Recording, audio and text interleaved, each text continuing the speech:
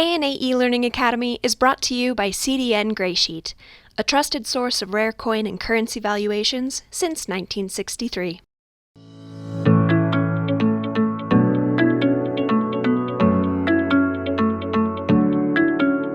Hello, everyone. Thank you for joining us today for the ANA eLearning Academy. The ANA would like to thank our eLearning partner, Graysheet, for their support of the eLearning program. Today, we have Jeff Garrett, who will be presenting the importance of eye appeal. All attendees will be muted for this presentation. If you have any questions, you may put them in the chat or Q&A box, and I will share them with Jeff at certain times throughout the presentation. We'll now turn the floor over to Jeff for a presentation of the importance of eye appeal. Thank you, Sam. I'd like to welcome everybody to my online class. This class is a sort of an extension of what the class I teach in Colorado Springs, the advanced grading class.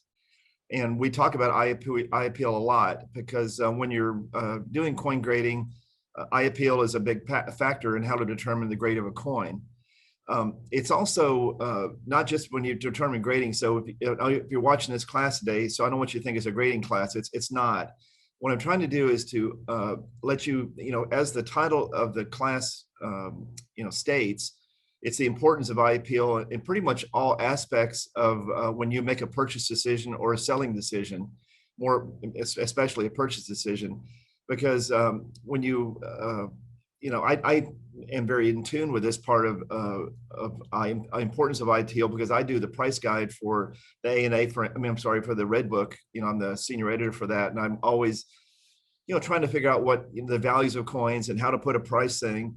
And as I mentioned to Sam a little while ago, why this is important is when you do a price guide, the columns don't say MS65 and a different one for eye appeal or negative eye appeal or positive eye appeal. It's something you have to be able to understand yourself and be able to factor that in when you're buying a coin.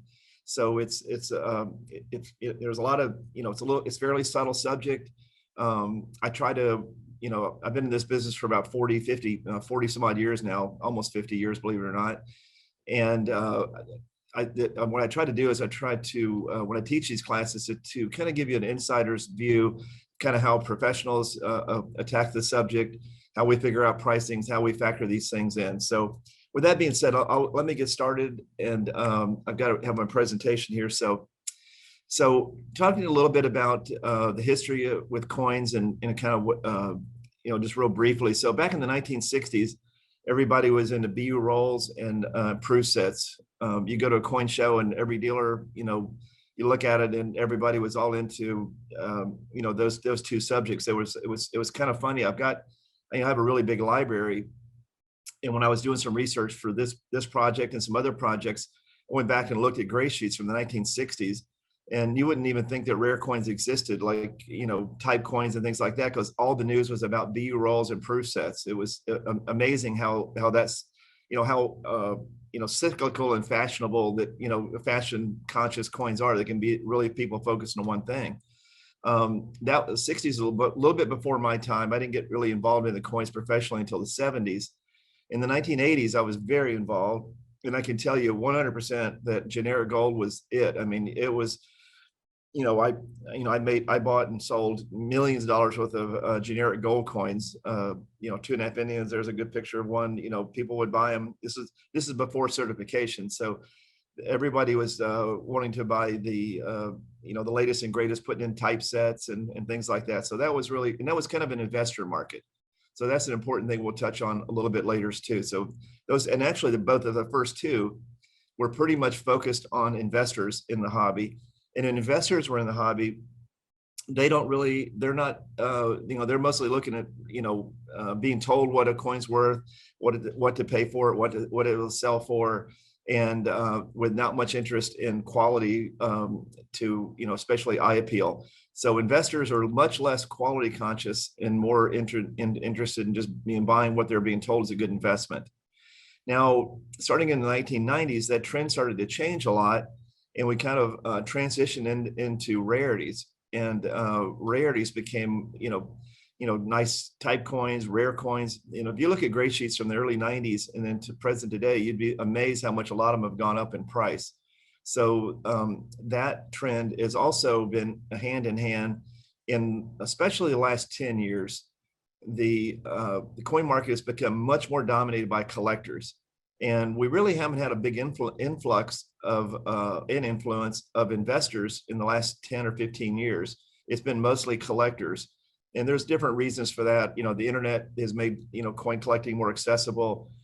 People's disposable income's higher. And there's a lot of reasons why it's become more collector focused, but we haven't really been as much about investors who don't care about quality or eye appeal. So rarities, when we look at the people have been interested in this, and it's become almost like a broken record. Like you see, like the news is like coming up. It's like what's the next coin that's gonna sell for $1 million? There's like 2 weeks ago, a new price record got met. A coin brought twice what the a previous record, nearly twice what a previous record was for a coin, and bringing the 1933-20 that brought almost 19 million, 18.9 million. My guess is that was bought by a collector, and who really appreciated the rarity, probably a double legal collector, possibly. And that person's not known yet, so we'll hopefully find that coming into the near future. But the when that goes into it, the people who are interested in these rarities actually care more about what they look like. And a lot of my my coin dealer friends we talk about what is the hottest, latest, and greatest thing, what are people looking for, and we know about rarity. But the one thing that we all kind of agree on is that the most thing that it's important to them now is quality. Quality has become just a really, really, really big factor in what people are willing to pay for coins. And I'm really aware of this too, because when I go to coin shows and I go around and look at people's inventory, I can tell you, I'll go to a coin show, like there's one next week in Orlando, the fun show. There'll probably be 250 tables there. And one of the jobs I do is I go to all the dealers' tables and I'll look at their coins. And there's a couple of things you'll see. You'll notice there'll be coin dealers that have really high quality coins, or the ones that really, really focus on that. Well, those coins are super expensive. So it comes hand in hand with the cost. And then there's some people who just buy coins that want to have them just to have a coin, and it's all about cost conscious. And they'll have coins that I hate to say it, but there's some dealers that I deal with that I'll see their coins and I might not have seen them in a year and a half, and I guarantee they're going to have a lot of the same coins, because those unattractive coins will sit in their case for a long time and they don't sell. So I don't know why some dealers don't recognize that a little better, but people want what they call, there's a thing that in the trade they call fresh coins, and that's why people are want to have things that they either are new to the market or have like a great it's called eye appeal, and kind of goes back to what we're talking about today. And you can see that a lot when really manifests itself real clearly is one of these auction houses will have an old time collection. Probably one of the biggest examples of that I've been in the last 10 or 15, 20 years was when the Eric Newman collection was sold. So there's coins that have literally been off the coin market since the 1930s. So you talk about fresh, that's like the epitome of fresh. And also a lot of the coins were beautifully toned, because he'd had the coins in paper envelopes and had them, they had this like radiant color. And I'll have some examples of that later on. We'll show you that. But that was those coins all just brought, a lot of them bought record prices and did really well. And then the coin market now has been increasing, so it's a little bit less the case than it was a year ago. But coins are unattractive, would sell for almost a 50% discount to some of the prices a lot of those coins were bringing. So it's really clear that people really want to have high coins that are high quality and with great eye appeal.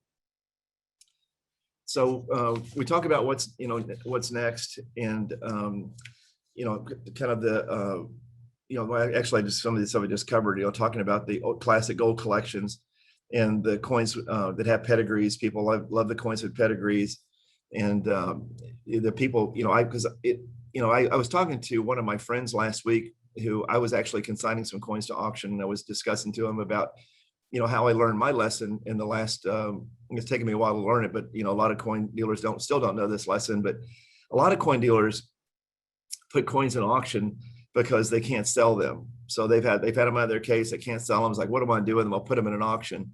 Well, that's really a mistake in most cases, because even in auction, that people don't want it, really don't want them as well. And a lot of times they'll bring really depressed prices. And then on top of that, you have commissions. What to put in auction are coins that are fresh, new coins that people want and that are excited about, seeing, and especially coins that are top pop or, coins that would fit in the set registry program. So, that's what people, that is what is in demand. And when you see these auction prices results, you really see that really, really clearly that's how that does. When you go to coin shows and you see people with their inventories that have the old stale, inventory, and I hate to even, I wouldn't name names, but there's people I can think of when you go there, they have coins that they've had for a long time, and I don't know really what they're waiting for, because the coins never get more attractive. So they just, it's the way they look. So the answer is what is next is quality and eye appeal. Well, that's just as I said, the market, when I say the market has become obsessed with eye appeal, the reason I say that is because occasionally you'll see coins that sell at prices that just really don't make sense. I mean, you look at a price guide and a coin will bring 10-time price guide or even more than that. So when I say obsessed, you do see evidence of that sometimes when you see these coins that sell in these auctions, and some of the prices just literally, you can't understand what they were thinking.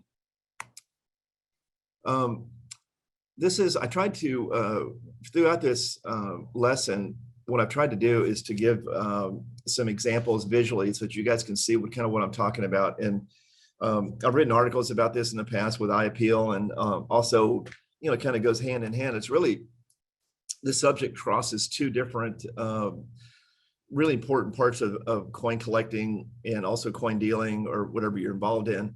It's how to price a coin, but it's also about grading.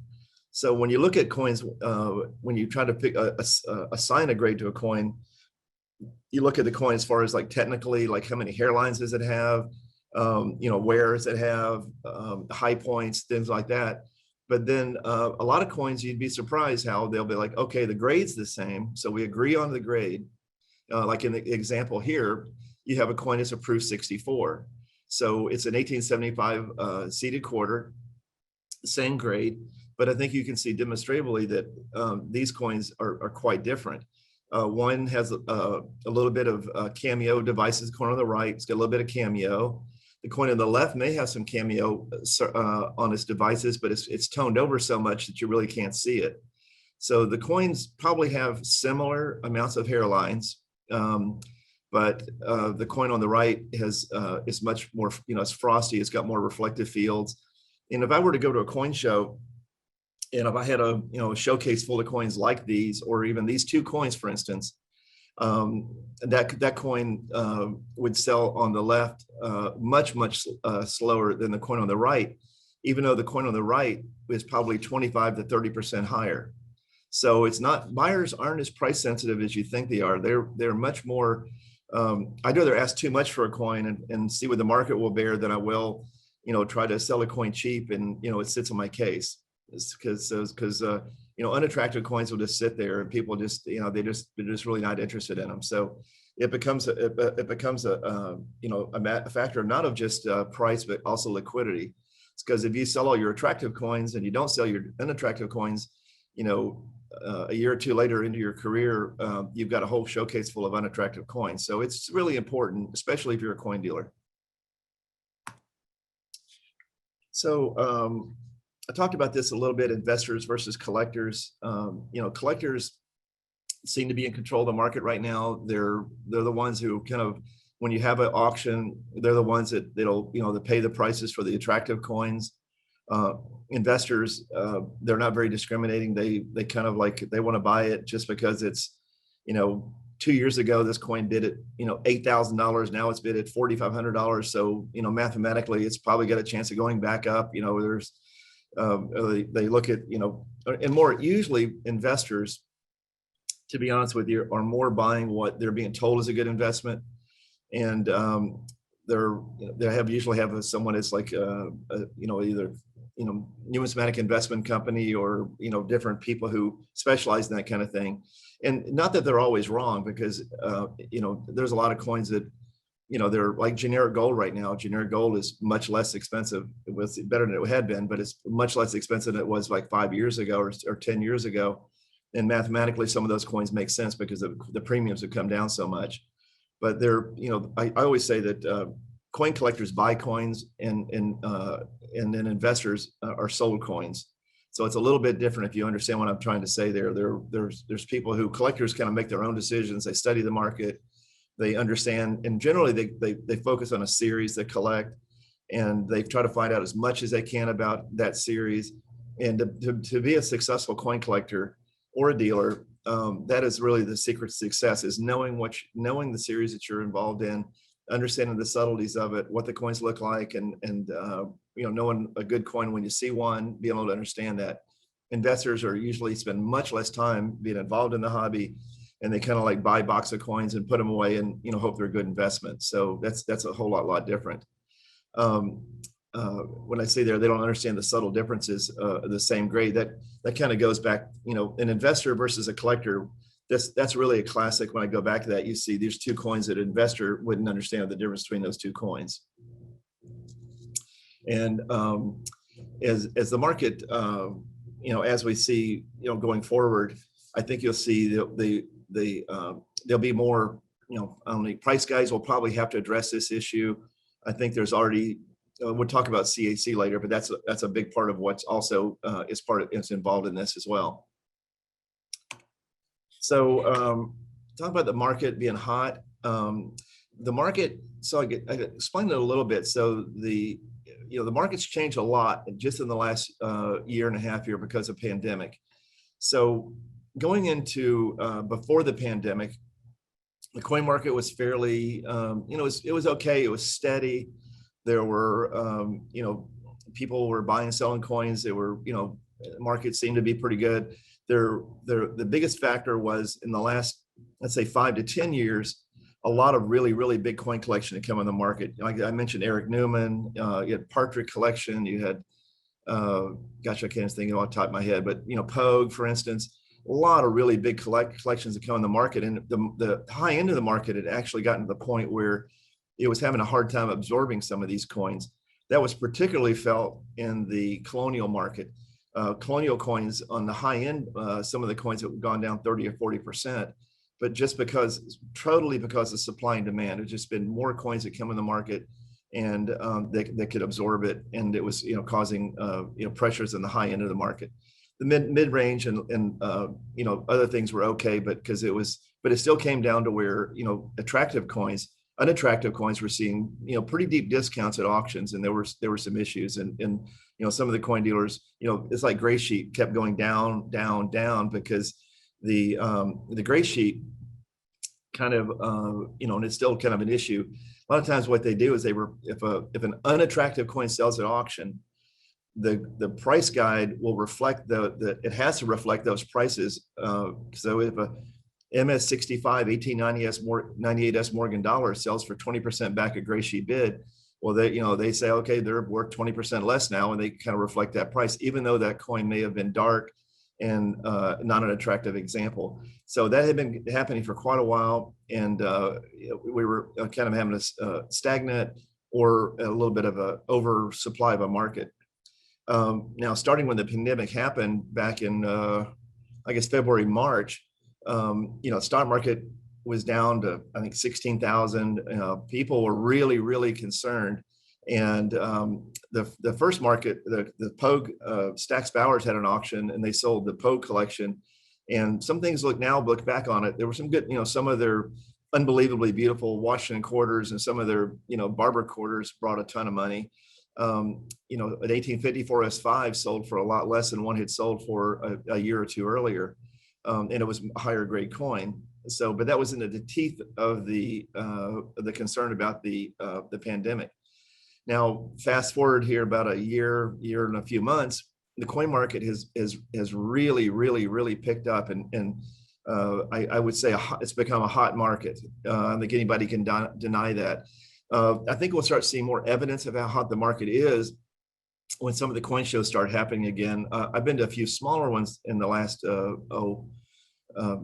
guess, 3-4 months, and you go around and everyone's like excited to buy coins, and coins are selling real briskly if you've got coins.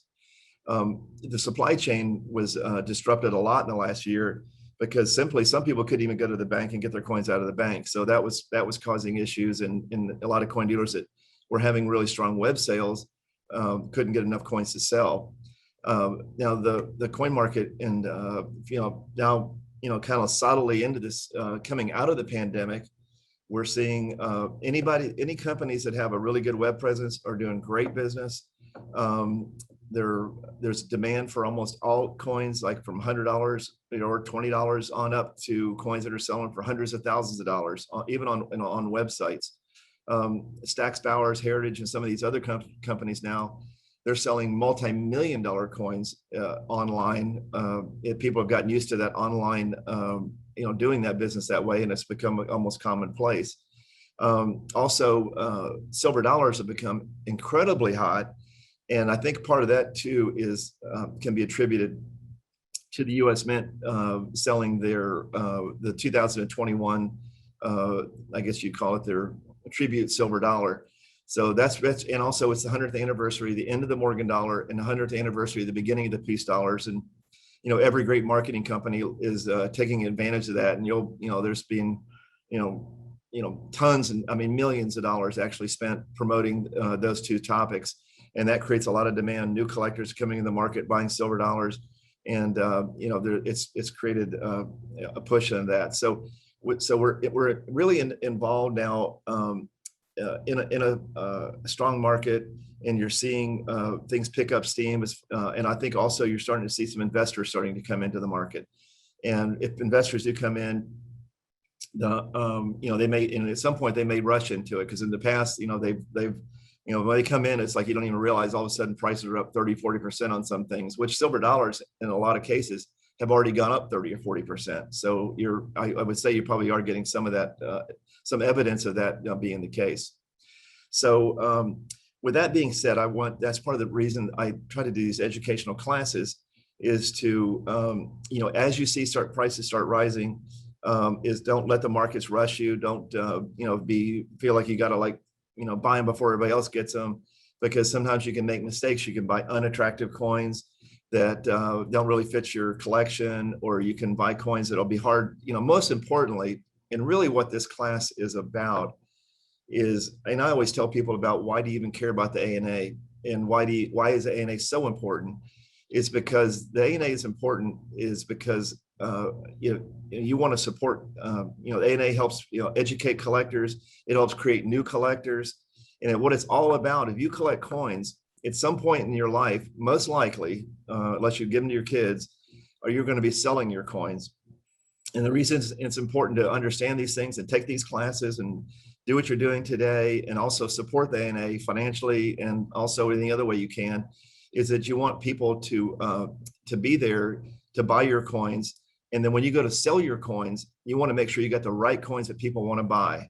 So I can't emphasize that enough, and how important that is. I've had a lot of people. I bought a really big coin collection just recently, and the guy started in the 1970s and 1980s.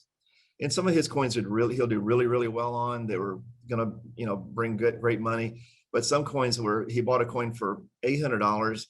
Now it's worth $2,000. But if he'd have bought the coin for $1,000 and paid a little more for quality, this coin would be worth $4,000 or $5,000 now. So I do see that when I buy coin collections, and I can see we're generally bargain hunting, and buying the cheapest coin of an example that you can get for the grade in that grade is usually not the long-term best strategy.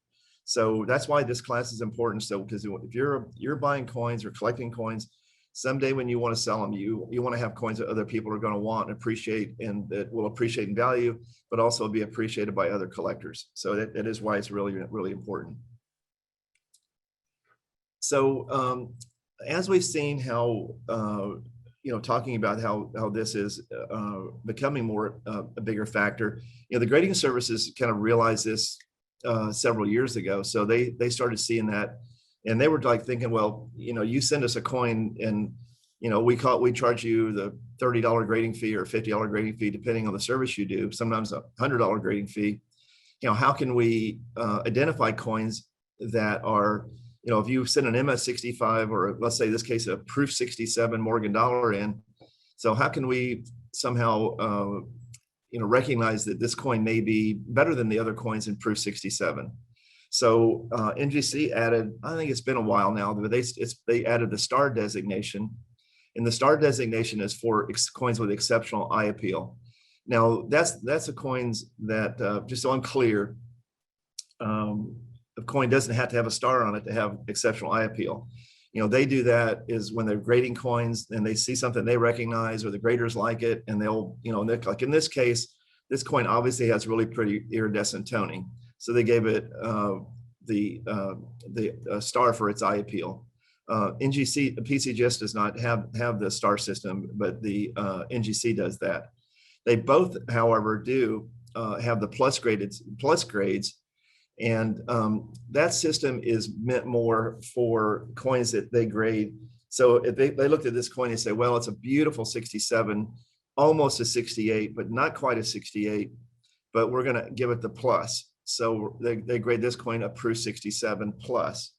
Now they use that plus system for, almost, I got a coin back the other day that was XF 45 plus, which, that's kind of unusual, but that's how they did grade it. So both services use that, and they do that, and I can tell you, you see that. So the most logical thing you would think about is, well, why didn't everybody just crack out that coin and try for the next grade up? Well, that does happen, and that's a fact. And there's probably a lot less plus coins in the marketplace that have been graded over the years because of that reason. So, and also speaking of grading services, I'd like to address also another thing with eye appeal that's important to think about with how the grading system works with there, because most people probably watching this today when they collect coins, they collect coins that are certified by one of the major grading services. Now, one thing that's important to think about, as we all know, coins go up in price a lot from one grade to the next, in some cases an extraordinary amount. So if you have a MS66 Morgan dollar, it's worth $300 or so retail. MS67 maybe $1,000.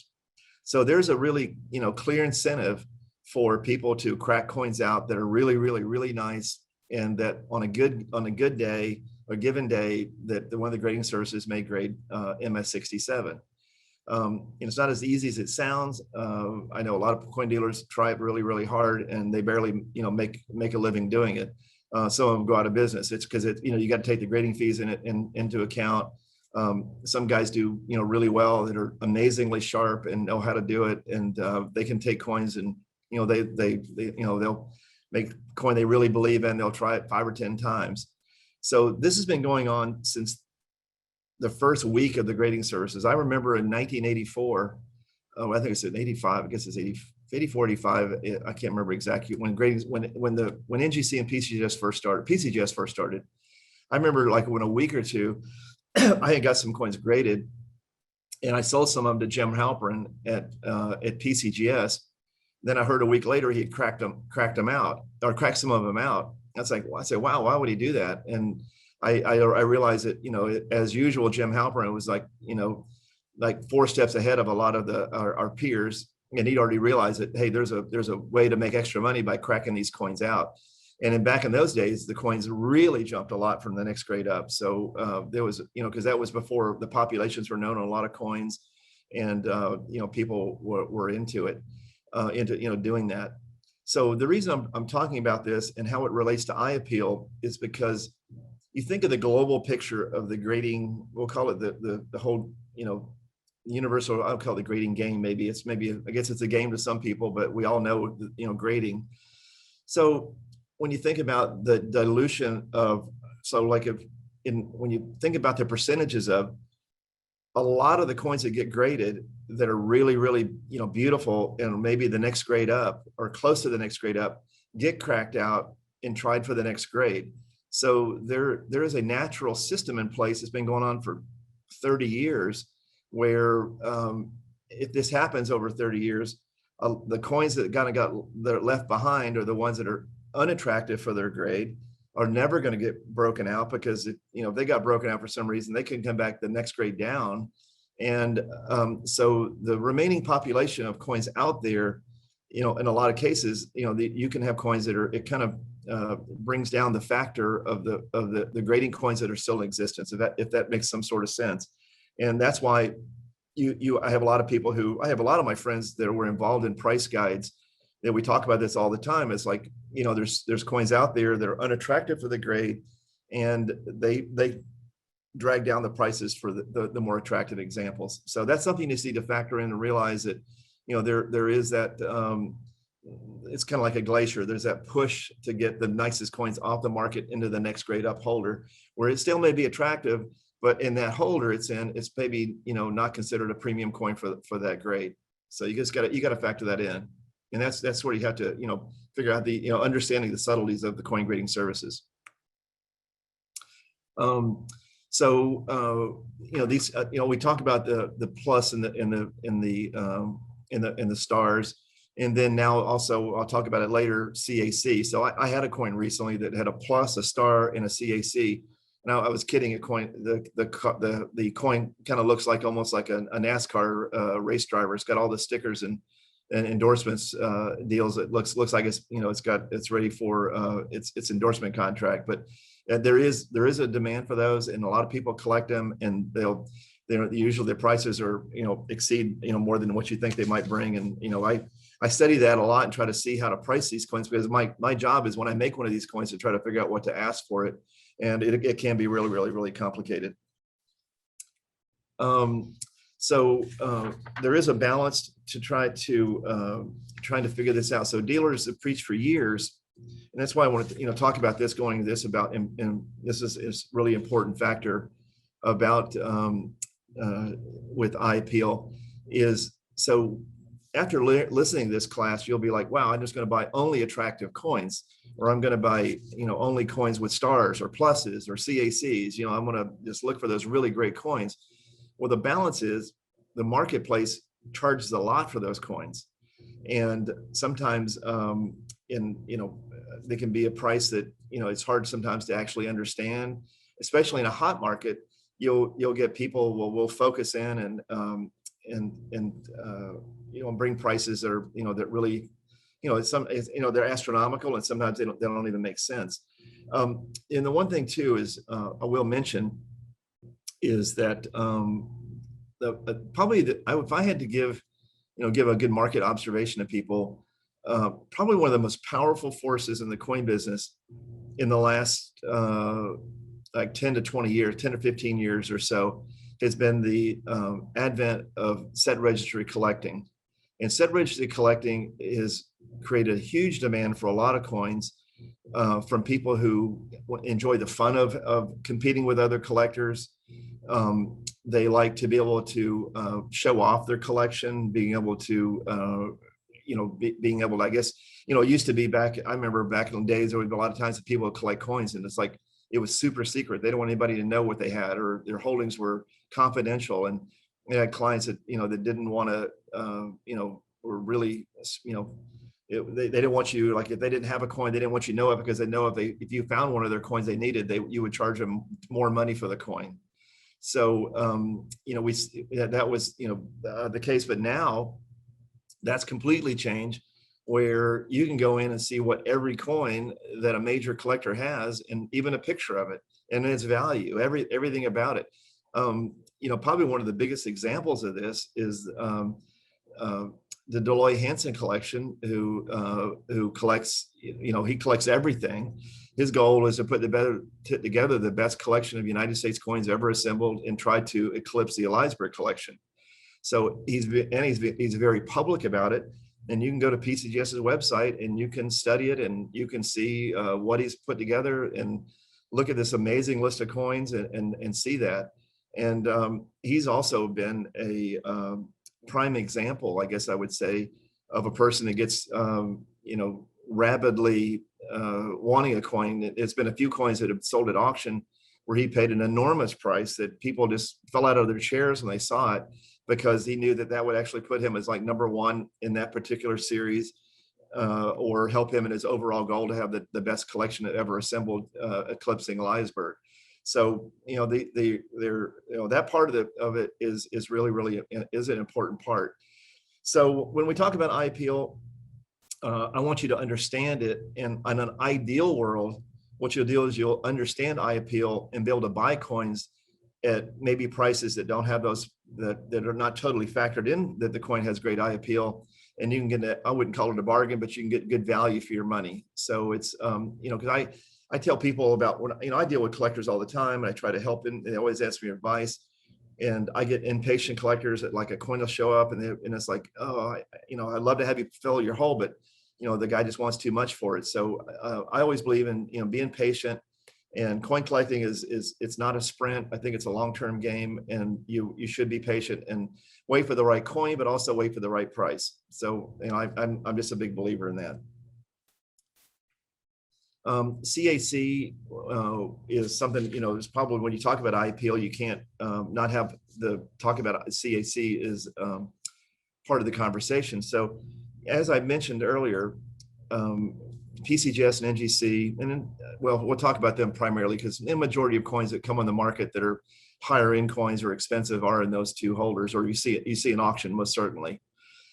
So they're, because of the slow process of, a lot of the nice coins being taken off the market and upgraded, or, guys will submit the same coin 20 times and try to get the best holder.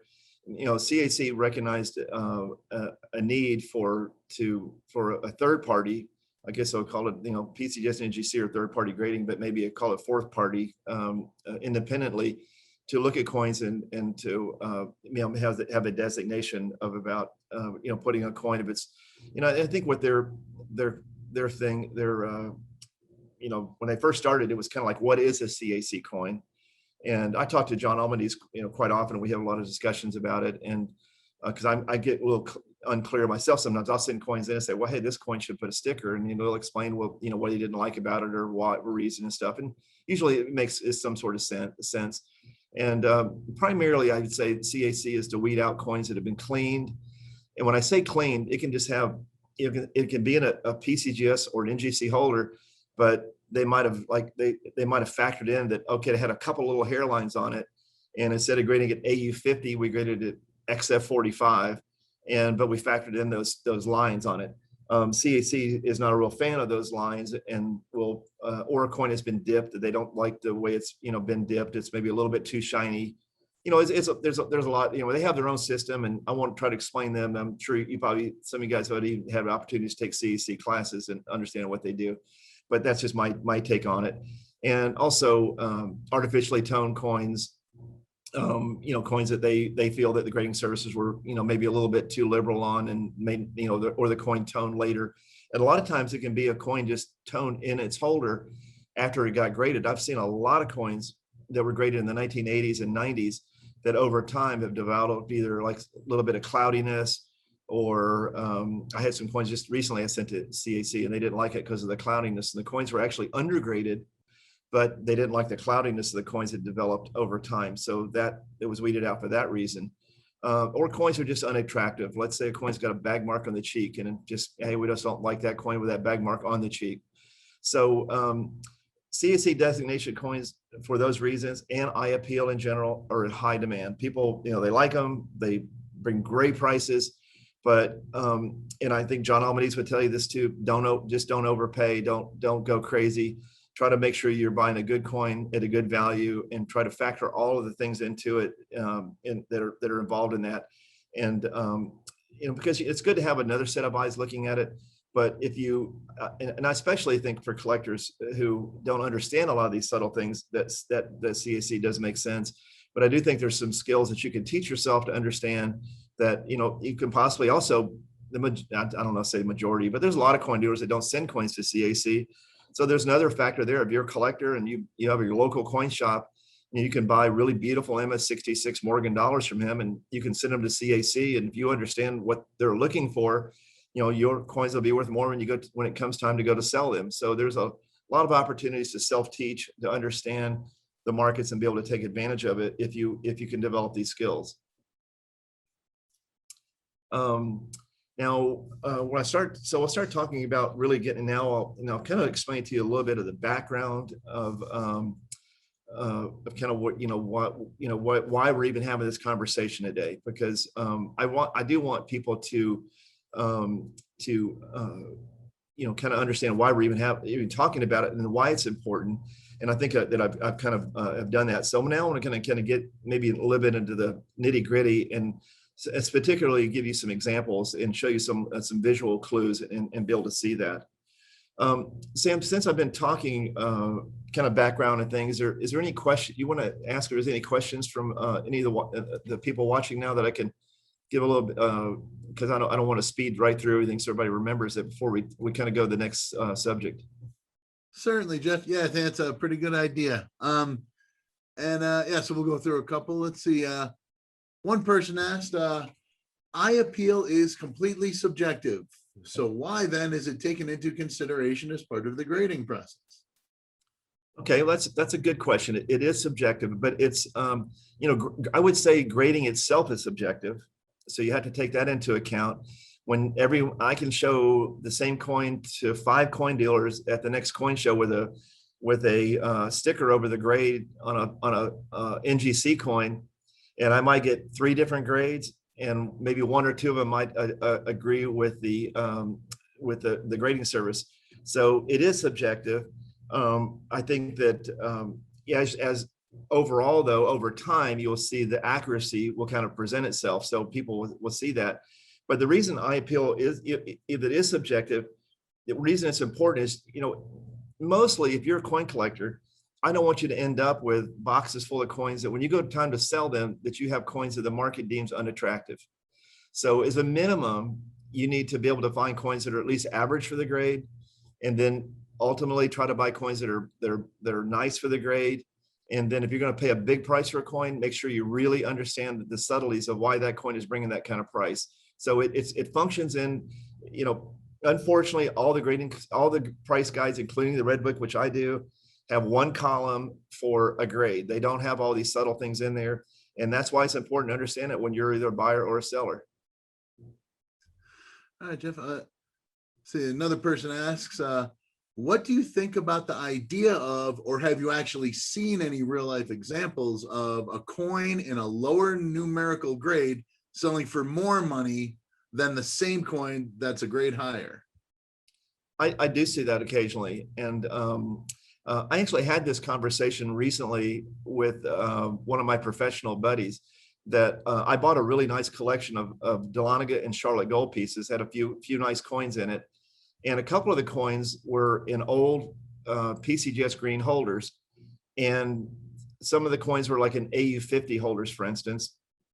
I know for sure that I could break that coin out and get it into an AU53 holder, or maybe an AU55 holder.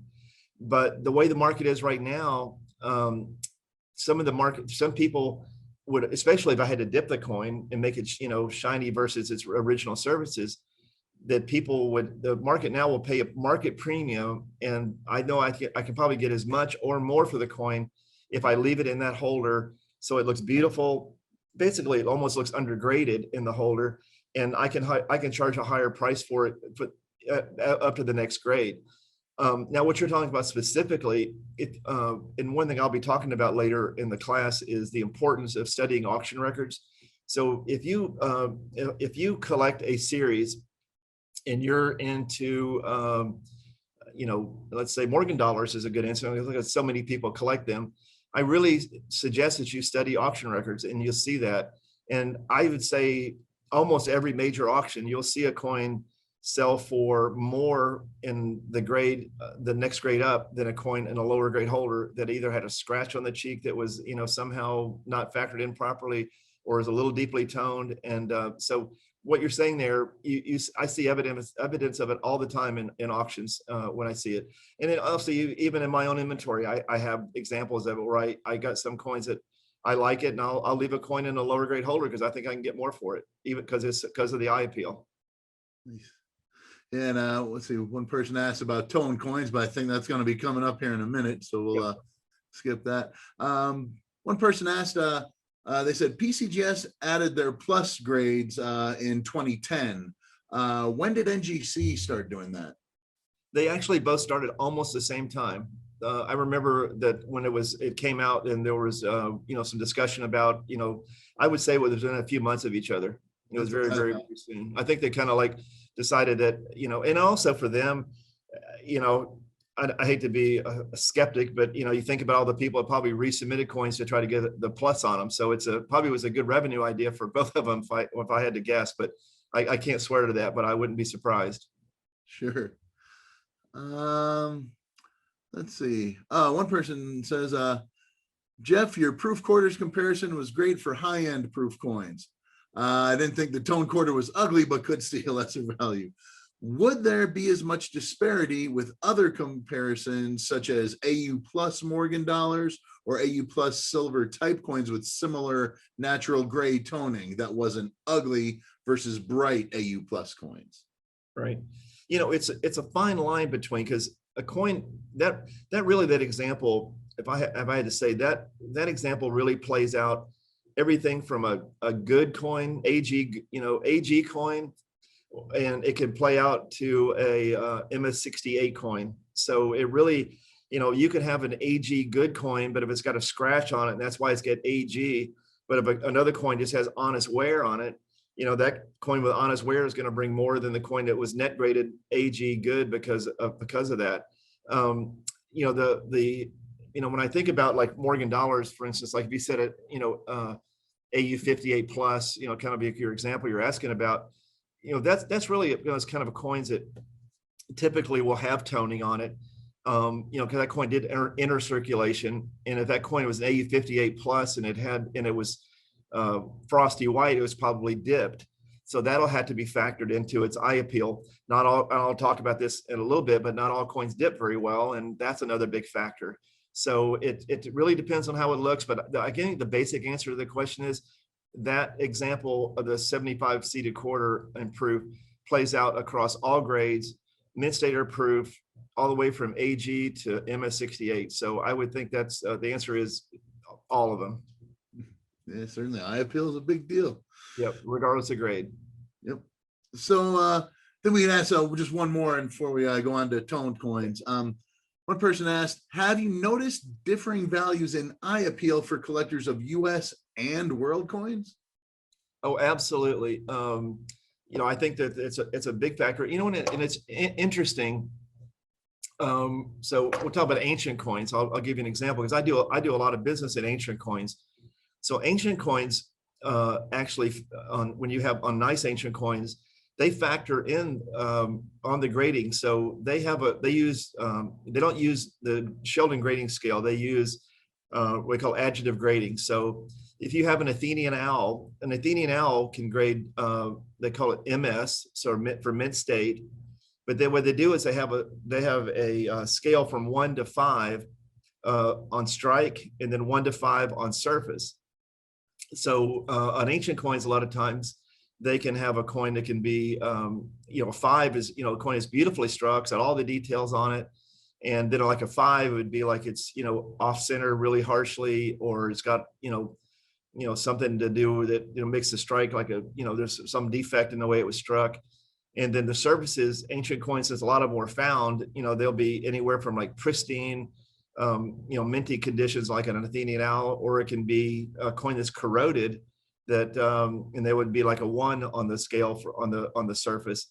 And then even further, they have a thing for ancient coins where they call it fine style, which fine style is really like an epitome in the ancient world of eye appeal. It depends on the artistry of the coin, what it looks like, and it's I guess for all those combinations of it, maybe like a fine artist who created the coin.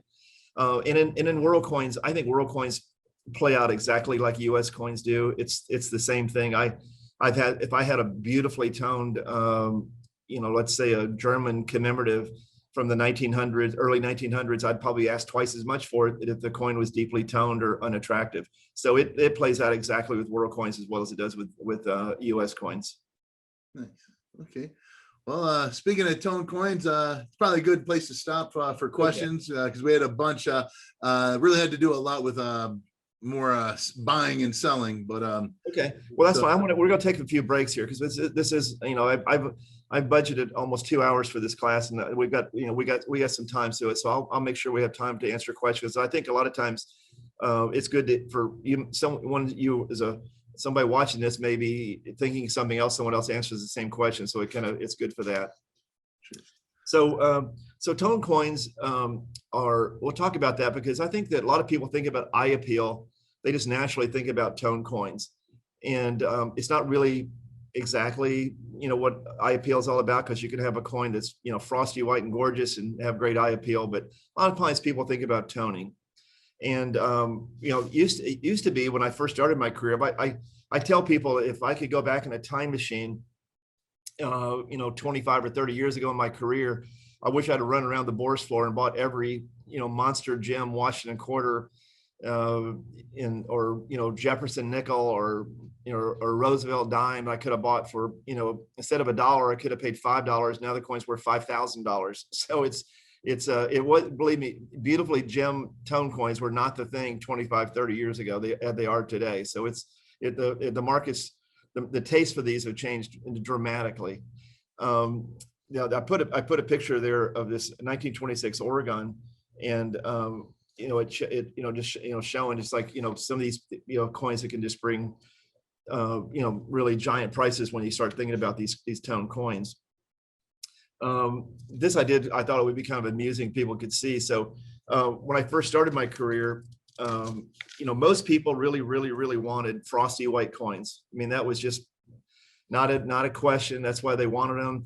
And you went to a coin show, there weren't many tone coins. Occasionally I would say beautifully toned coins was almost like a subculture in the coin market.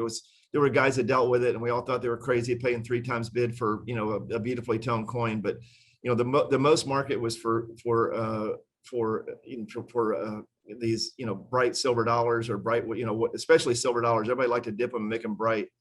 And I've written articles about this before, and I could say back in the 25, 30 years ago, everyone used jewel luster is what I called it. I guess maybe that's called easy zest now, but jewel luster, and jewel luster has this blue dye in it, because it's probably not good for you to have it on your fingers.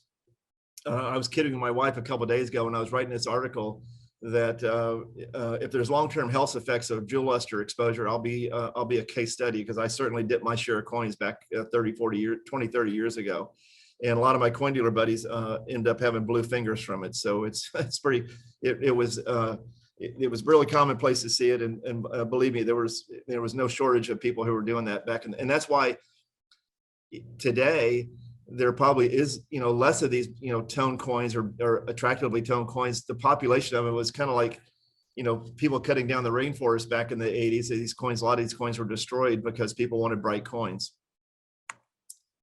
Now, it's kind of like I'm going to try to start working now to give you guys, some real examples of kind of what we're talking about now and seeing it. So when I've done classes on, when I do advanced coin grading, and I say this class is really a little bit tied to advanced coin grading, and because it's about how to, understanding because if you look at these coins uncertified, let's say you're looking at it and you're trying to figure out how to put a grade on it, you might, be trying to sit there and to be able to, figure out for what the coin grades and trying to, sort that out. Let me look at one more hit. Well, I missed one here. No, I missed one. So I don't have all my pictures in here. I meant to have a picture of a MS-66 dollar. So the one that was so anyway, let me go back to what I was thinking there. So when I try to explain to people the typical coins that you encounter. So I buy and sell coins all day, every day. I get offered coins all the time, and I also get people advice about coins and talking about it. And I get most of the when you see coins this population, I can tell you kind of got three options.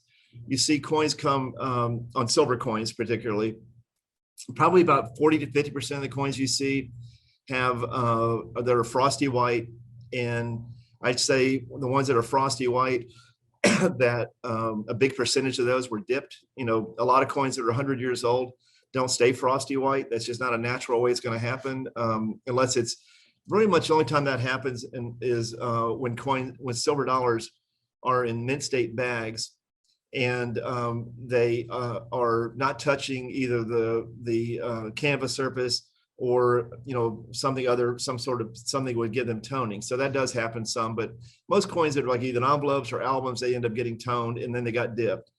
Then you have coins that have unappealing toning, which I found an example I think is a good one to show, is this 1926S peace dollar in MS63. I think anybody would agree that coin probably falls into what we call unappealing toning. Toning that you're like, it probably is technically, it's got enough luster. It's got the, the marks are probably what it is. But in general, it's probably not a coin that you would probably want to put in your beautiful set of MS63 peace dollars.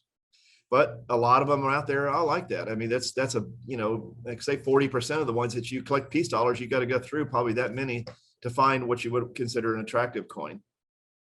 And then I'd say less than 10% of coins are beautifully toned and what we call attractive, any way you want to cut it, positive eye appeal. This is an extreme example of a coin that's absolutely beautiful. This was in the Newman collection. And a lot of his coins had this, like we call it, I think they call that album toning, where it kind of like comes in from the outside, and the toning was, the sulfur kind of gave it this, cameo appearance where like the middle is like white. So it's like the, that'd be like a coin that you would have if you thought an artist could create it and like was painting it with a brush. That's how it kind of looks like. So, but those are really definitely the exception, and most coins are not, don't look like that. See, I had a couple other examples here. So when we talk about these coins, and when I mentioned to you earlier, you could see like these peace dollars, like if one on the left, if it was MS63, let's say, that coin could bring, I'm not sure what a 26S peace dollars. I think they're about probably $125 or so in MS63.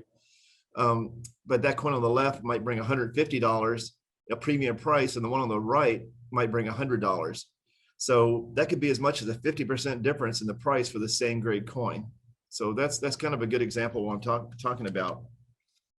Now, some of you guys watching this class may think, well, I have an easy solution to that. Why don't we just crack that coin out and dip it? Well, that seems like an easy solution, but it's not that easy, because a lot of coins will not dip very nicely. And they're, I'm trying to put it here.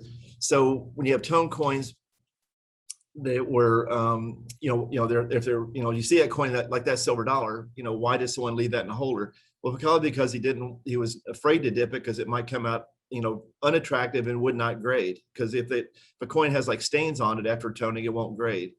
And a lot of coins look, lots and lots and lots. I'd say, so let's say I'm going back here and giving you that 40 or 50% of the coins are unappealing with toning. I would say of those 40 or 50% of the coins, I'd say 50 to 80% of the coins will be either very unattractive if you dip them, or you might outright ruin the coins. So dipping coins or cleaning coins or conservation, any other term you want to use for it, I'd say you really need to leave that to experts, because that is something that unless you really want to learn how it, and make sure you start with inexpensive coins, because it can be an expensive lesson. I have my lesson, and this is a coin that I still have in my collection. I bought this coin in the early 1980s, and it had toning on it. And I thought, well, I thought if this, it was actually, I bought the coin uncertified, but in the early 1980s, commemoratives were really, really expensive. They were high. And I decided to dip the coin, and the coin dipped out terribly. And actually, in the back of it has a rubber band stained on it, and it didn't come off. I didn't see it before I dipped it, and it was just it's what we call in the trade in the business a train wreck. So it became horrible. And actually, the $200 is probably way optimistic. It's probably worth more like $75. So a coin I paid $4,000 for in the 1980s is now worth about $75 because the coin dipped out so terribly. I dip coins all the time, however, but I have a lot of experience doing it. And even with the 40 or 50 years experience I have of doing it, I still probably have a 5 or 10% train wreck rate. So I'm really, really careful when I do it. And I would be very, very careful with an expensive coin. So it's something, it's the solution to unattractive coins is not always to dip them, because that can lead to its own set of problems. Then you not only have an unattractive coin, you have a basically unsaleable coin because you can't get in a holder. They won't put it in a what do you call it? A holder with a numeric grade on it. So it makes it really almost unsaleable. Like I mentioned earlier, I had examples about attractive toning. There's some examples of some beautiful, beautiful, beautiful coins. You can see how the coin on the left is just like, coin on the left is probably one of my favorite coins that was in the Newman sale. It's just absolutely beautiful. Coin on the right I believe it was graded proof 69. So the coin on the right was graded proof 69 CAC, and it sold in 2017. That coin brought $37,600, and that coin in a proof 65 holder is worth $1,200. So you can see, like, a market really, really appreciated that. It wasn't that long ago, and people will pay really high premiums for coins with great eye appeal and great toning. So talking about some of the subtleties about toning and how it can be complicated. Sometimes you see coins that are frosty white, but they'll have these little crescents or splashes of color around the edges. And generally, these are caused by coins that were stored in bags.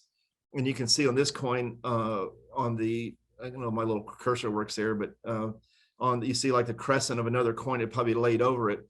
And this is unusual because this is an 1886 $0.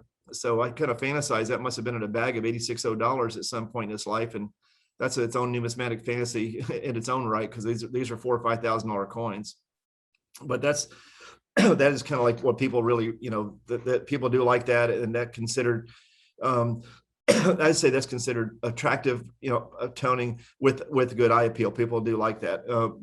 They get into it. Now, this is a coin that, this was an interesting coin that I actually was involved in 2012. I consigned this coin to the auction, and it brought $3,700. This coin is a really good example of extreme eye appeal. And also, you see it's got a star. It's got a CAC sticker. And I remember it was given to me by a client who wanted me to consign it for him. And he had paid, at the time, I thought he bought it, I think a few years earlier than that, he paid over $2,000 for it. And I thought he was crazy because at the time, an MS-64 was worth less than $100. It probably still is, as a matter of fact. And he assured me, he said, this is the kind of toning everybody wants. I really love this coin, and I think it'll do well. And it also, apparently, it's even double, this coin's like double as desirable because it's got beautiful toning on both sides. So this is a coin that sold for almost 10 years ago for $3,775 that had everything you'd want to consider, like the ultimate eye appeal. Coins is really, really beautiful. And it brought a really, really strong price because of its, eye appeal, its scarcity of toning being that way on both sides. And you can see it wasn't crescent toning. And also apparently its original toning, and everybody would, sometimes when coins are that radiant and that much toning, a lot of people will get really concerned about it being artificial, and it really take an expert. So if I give another piece of advice, if you're buying coins on the internet, or you're buying coins at a coin show, or wherever, if you be careful to try to make sure you buy PCGS or NG certified coins if you're buying these radically toned coins, because these coins are bringing so much. There's a lot of incentive for people to put these in envelopes and put them in their oven and put them with, I don't know, whatever they do. I have no idea how they do them, but there's people who specialize in trying to make coins that have this radiant toning, and if it's artificial, the coin is worth virtually nothing. And if you buying coins, you could go on eBay possibly, or all these other websites, and you can probably see uncertified coins with great toning on them. And I would just urge caution on that, because if it's an expensive coin and it's got great toning, and there's no reason it shouldn't be in a PCGS or NGC holder. So it's just there's a lot of, I wouldn't call it traps out there, but you got to be a little bit careful about that. When I talked about earlier too, like here's a I wanted to show some examples of just some extreme, because this is nothing, probably with 100 or so people watching this class, I'd say the majority of you guys aren't going to be buying $50,000 commemoratives, especially one that's probably only worth $200 in MS65. So here's a coin and you could buy a beautiful gem for $200, but here's one that brought almost $50,000. This coin has great eye appeal and is attractive, CAC sticker. But in my my educated guess, the reason this coin brought so much is because it was probably somebody who needed it for his set registry competition. So it was probably at least 2 or 3 people bidding on it for that particular reason. If it wasn't for set registries, I don't think the coin would be worth a lot less than that. So that's why that coin, was in demand, even though it's maybe the epitome of great eye appeal and great color. That's kind of why it was it brought it was so strongly people went after it.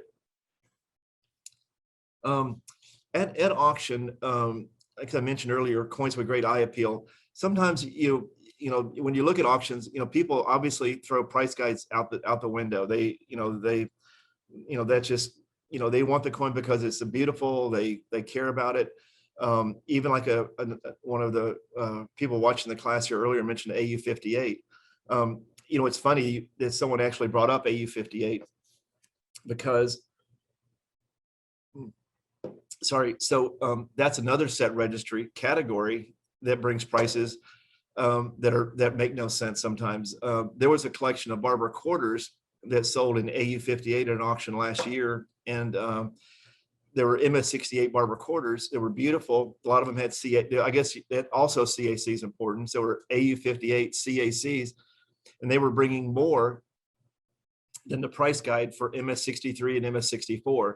Because there's a thing called the every man's collection. I think it's called every man's collection, but there's people that specifically collect the highest grade example that's less than mint state. So an AU58 plus, for instance, would be really desirable because it fits in that set registry category.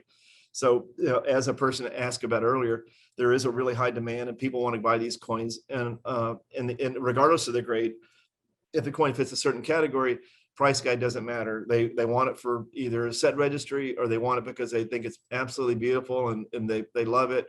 And sometimes, like I mentioned earlier, I put coins in auction just because I can't use my imagination enough to figure out like what would the market pay for this coin if it was 2 people knocking heads together and going crazy trying to buy a coin.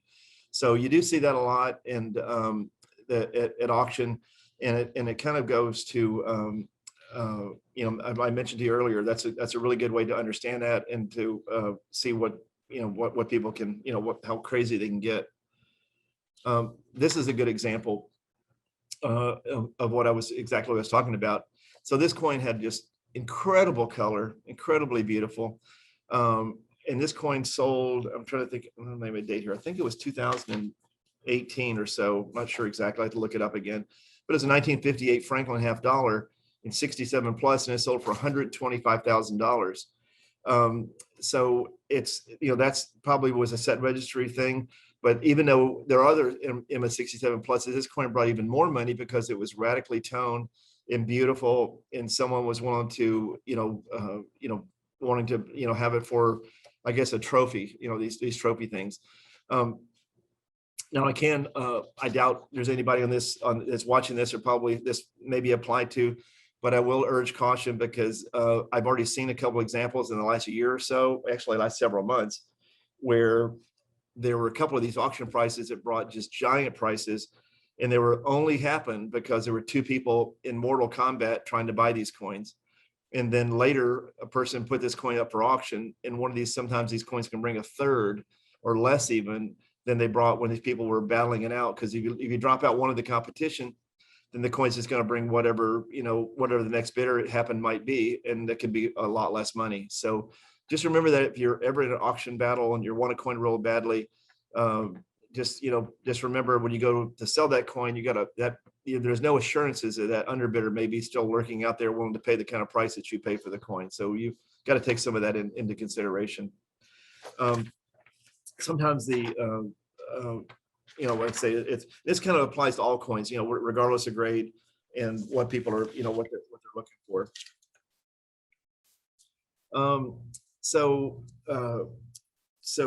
I mentioned this just a minute ago, so I've actually to talk about it a little bit more. So with record prices on toning coins, and also it's been going on for ever since the first day I got into coins. People have artificially toned coins because it can make. I mean, there's been, I think, 150 years ago, when large cents were really popular, people were toning large cents. That was like a thing to do because they would bring more money if they were like glossy brown. There is that's one of the reasons the grading services are so accepted and so popular, that some of this artificial toning is really deceptive and can be difficult to tell, and you really need experts to look at the coin to make sure it does not have that, it's not been artificially toned. So, if you're buying coins, if you're not buying certified coins, and I'm sure some people watching this, not everyone buys certified coins. Just always keep in your mind, this coin has color. How did it get the color? Is it really natural? And is it attractive? And does it have good eye appeal for what it is, regardless if it's graded or not? So you just got to, main thing is you just got to realize it's going to proliferate and be, even as prices go up on coins, it'll be the bigger temptation for people to try to create this. This is an example of an 1884 S dollar that was sold in a heritage auction.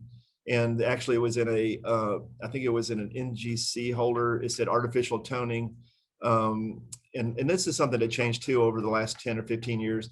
Used to be if a coin was artificially toned, the grading services just sent it back and said no grade, and it was called so-called body bag.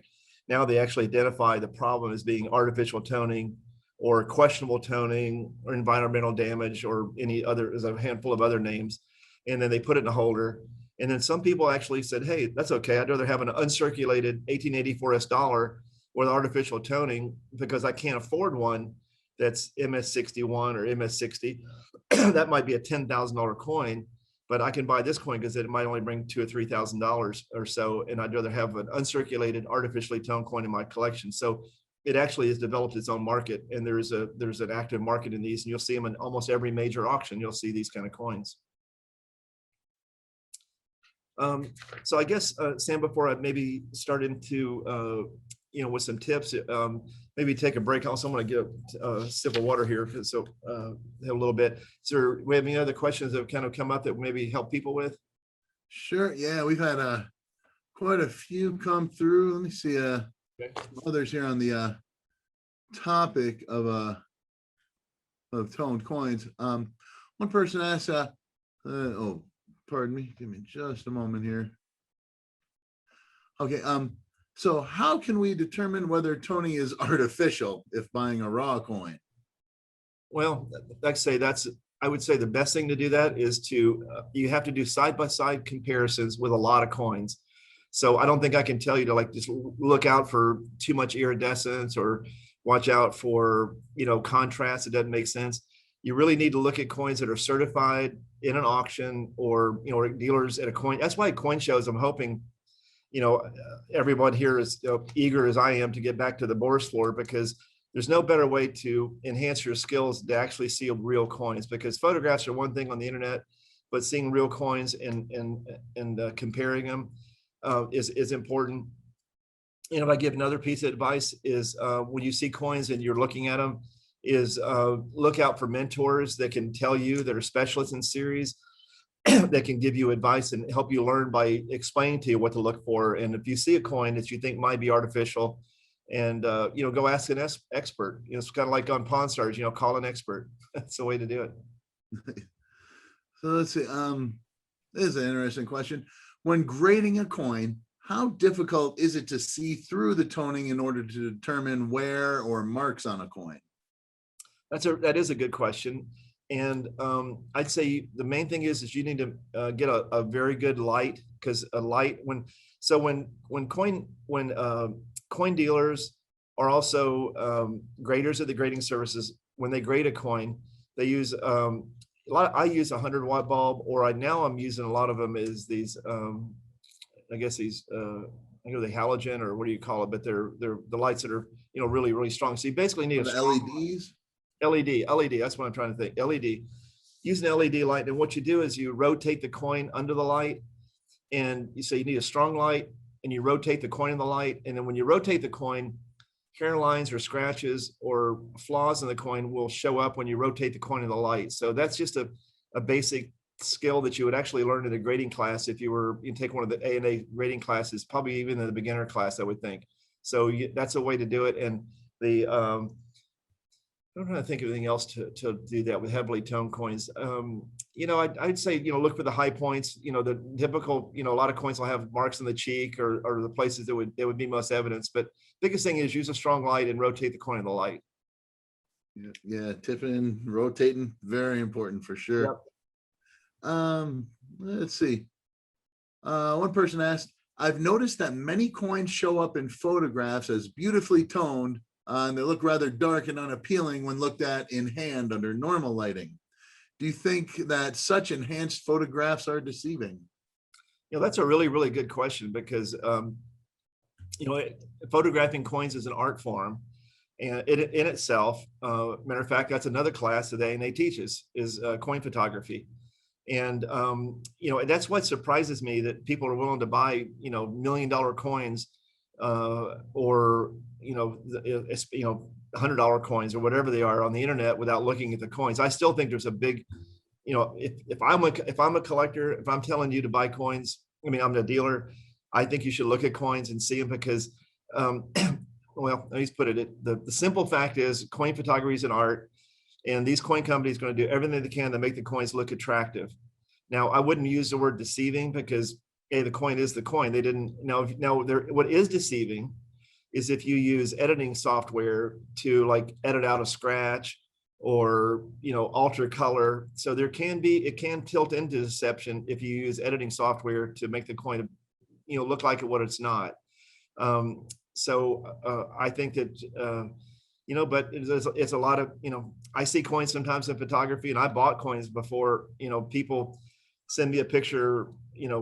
There's a group that I buy coins from called Coin Dealers Helping Coin Dealers on Facebook, and people put use their iPhone, which has a great camera, and people take pictures, and I buy them. And I have to admit, I've gotten several coins in. I was like, wow, that coin doesn't look as nice as it did in that picture. So it's whether it's deceiving or not, you get it. And that's why a lot of the companies have return privileges. And I would say if you're in a position to buy a coin that you're buying without looking at it, and it's through a photograph only, then you need to have an understanding with the company that you're buying from that you'd like to have a return privilege if you don't like the coin. Now, if you abuse that privilege, you won't be able to bid anymore. So you have to use that judiciously. And then also, I think even some companies, it's as subtle as some companies coins look one way, and then you kind of learn how they do. I would say Heritage is fairly uniform how they. I see you got a catalog here. They're fairly uniform in what they do, and you can probably count on a certain look when you get a coin. But that is a good question, and I do think that's something you should factor in when you're looking for coins with eye appeal, because you want a coin that looks great, but you don't want it looking artificially great. Sure. So, does a TPG give a higher grade than the technical grade on a coin due to beautiful toning? Yes, I think that is true.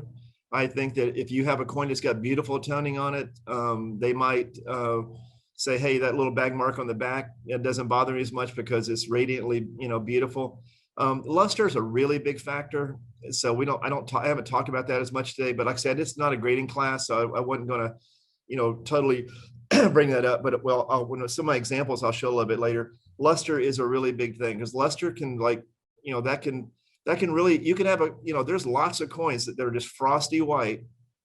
I can show you 10 examples, but they're all different. One has dull luster, one has radiant luster, one has, an 1884 dollar has a different luster than an 1881 S dollar. So a lot of it has to do with luster. So, but that's definitely I was even, it's actually an interesting question because I was thinking to myself the other day, there was, I think I saw an A&A class, they were talking about, and I don't teach this class down in the beginning, but they were talking about the difference between technical grading and, basically we'll say commercial grading or third-party grading. And it's like, does technical grading, how important is that anymore? Because if you buy a coin, you can't buy a coin based on technical grading. It's all based on third-party grading because that's what the coins are and the holders are in. So it's sort of an idea that it's probably good to understand it and how it works, what it means. But in the practical real world, it doesn't apply as much because when you buy coins, it's based on what the market is. I'll call it market. Some people call it market grading as well. So that's probably another term for that. But that is all those factors coming together to come up with an overall grade. Yeah, we had one person ask. They said, "Is it really the job of graders to determine pricing?" So that kind of. Yeah. Well, in effect, what they are determining the price of a coin when they assign a grade. They don't come up with a number, but if they're looking at a coin, and we all, professionals all know that if you send in an 1884 S dollar in MS63 that you think might be MS64, well, the grading service is going to look at it a lot careful since that's a $100,000 coin than they are an 1881 S dollar that's worth $50. It's because you got to also factor this in that the grading companies, when they put a grade on a coin, they're basically issuing a warranty on it at that level. So they're actually taking on a financial liability. So they 100% they factor in the value of a coin when they're looking at coins for grading, because I know I was a grader and I did the same thing, because when you look at an expensive coin, it's like, man, you better get this one right. And I think even with Sheldon, and it wasn't he really just trying to price large cents effectively. It was used as a tool for pricing. Yeah, it was a tool for pricing. It was like, one was, one was a coin was worth $1 and a 50 was worth 50 times that. So that was his original scheme, but that math went out a long time ago. Yeah, exactly. So let's see. One person asked, who decides which eye appeal is superior, toned versus blast white? Well, that's another good question. So that really has taste. So I can tell you, when I go to coin shows and I put coins out in the case, the blast white coins seem to sell faster than the tone coins, even if a coin, what I would say, attractively toned. Now, coins with this off the charts color and stuff, that's an outlier. So small a percentage of coins. I probably have 10 double row boxes of coins in my inventory right now. And if you went through there, I bet that I don't have 10 coins that actually have like really beautiful, what I would call beautiful toning. But I probably have 40% of them have, great luster or frosty white. So that's much more common. And that's what people see. Now, the average toning, what I would call not unattractive, but toned, my frosty white coins will sell a lot faster than the tone coins, no doubt. And they always have. Nice. I say one person asked, is it true that most silver coins dated before 1850 have been dipped? Well, I would say the ones that are frosty white, yes. So, and even then, even more subtle is there's a lot of coins from the 1850s that were dipped in the 1950s and 60s that now have toning that's toned over from being dipped 50 years ago. So, silver is it tarnishes, and logic would tell you that anything that's over 50 years old that's been stored in any kind of, other than like this super, tarnish resistant surface, which I don't even know what that is going to be toning over time. I mean, I know every Thanksgiving, I don't look forward to seeing my wife's sterling silver because I got to go clean it because it toned over the last year. So toning is a natural process, and coins with frosty white are an unnatural result of probably conservation at some point in its history. Let's see. One person asked, what circumstances, or I guess what would cause what circumstances that a coin could be in cause attractive or unattractive toning? I guess they're trying to figure, I think they're trying to ask, what are the circumstances that would cause a coin to tone attractively or unattractively? Yeah, I can tell you, like, I know this for personal example, or personal experience is a better word. I've got coins that I've had since I was a kid, and I put them in the bank, and I would say coins in paper envelopes, sometimes like, wow, that coin toned out nicely. Or it's like, wow, I shouldn't let that coin in the holder, that paper envelope so long, now it's black. So, I'd say, coins in paper envelopes, be careful, because that can either accelerate to a point of, nice toning, or it can over accelerate, where that's probably like the paper envelopes that have sulfur in them can really cause a lot of toning. I actually know some dealers I've known over my career who they buy these old Wait Raymond albums, and they'll take a coin that's frosty white and put it in there and let it sit for 10 years, because over 10 years, the coin will develop attractive toning from the outside in, and kind of give that, like that I gave that example earlier of that Newman coin where it gets attractive.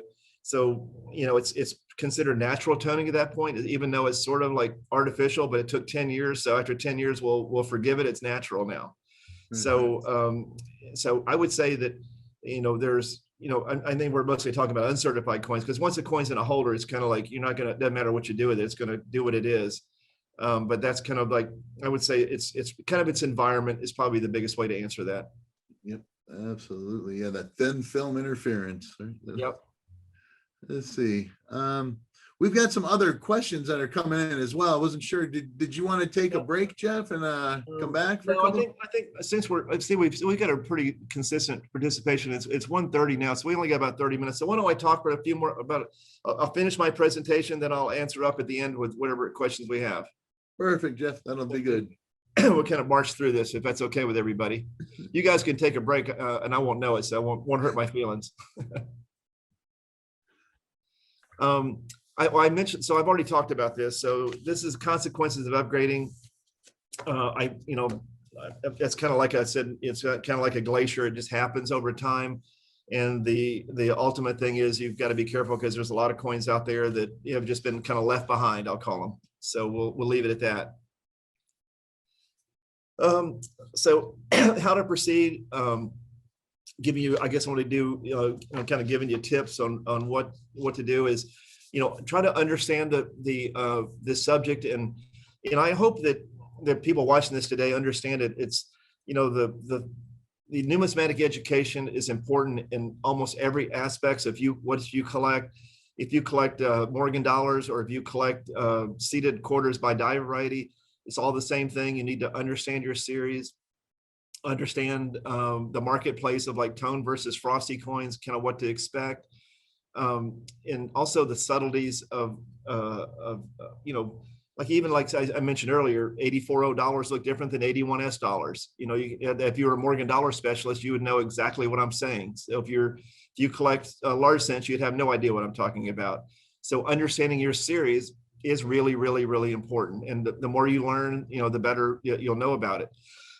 And one of the best ways of doing that is, and I can tell you this, I've been doing coins as a professional for 45 years, and I will go to auction lot viewing, and I will look at auction lots. I'll look at 1,000 coins, and I may only be interested in one or two coins, but the reason I'm looking at them is I want to understand how the coins are being graded at the grading services currently. I want to understand, there'll be coins I've seen that I haven't seen before, even though I've been doing it forever.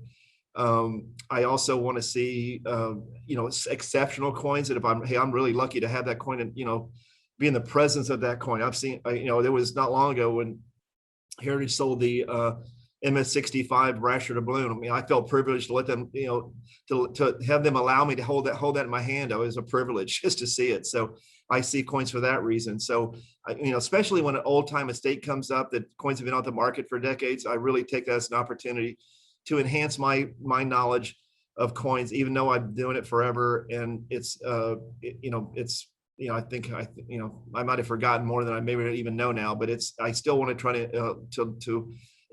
to learn from that. And there's no better way to looking at auction lots and also do dealers inventories. And I go through people's coins and just to see, kind of for the same reasons, see special coins and see how the coins are being graded. Also, this, like I mentioned earlier, this class is really that I'm teaching now about eye appeal goes hand in hand with grading classes.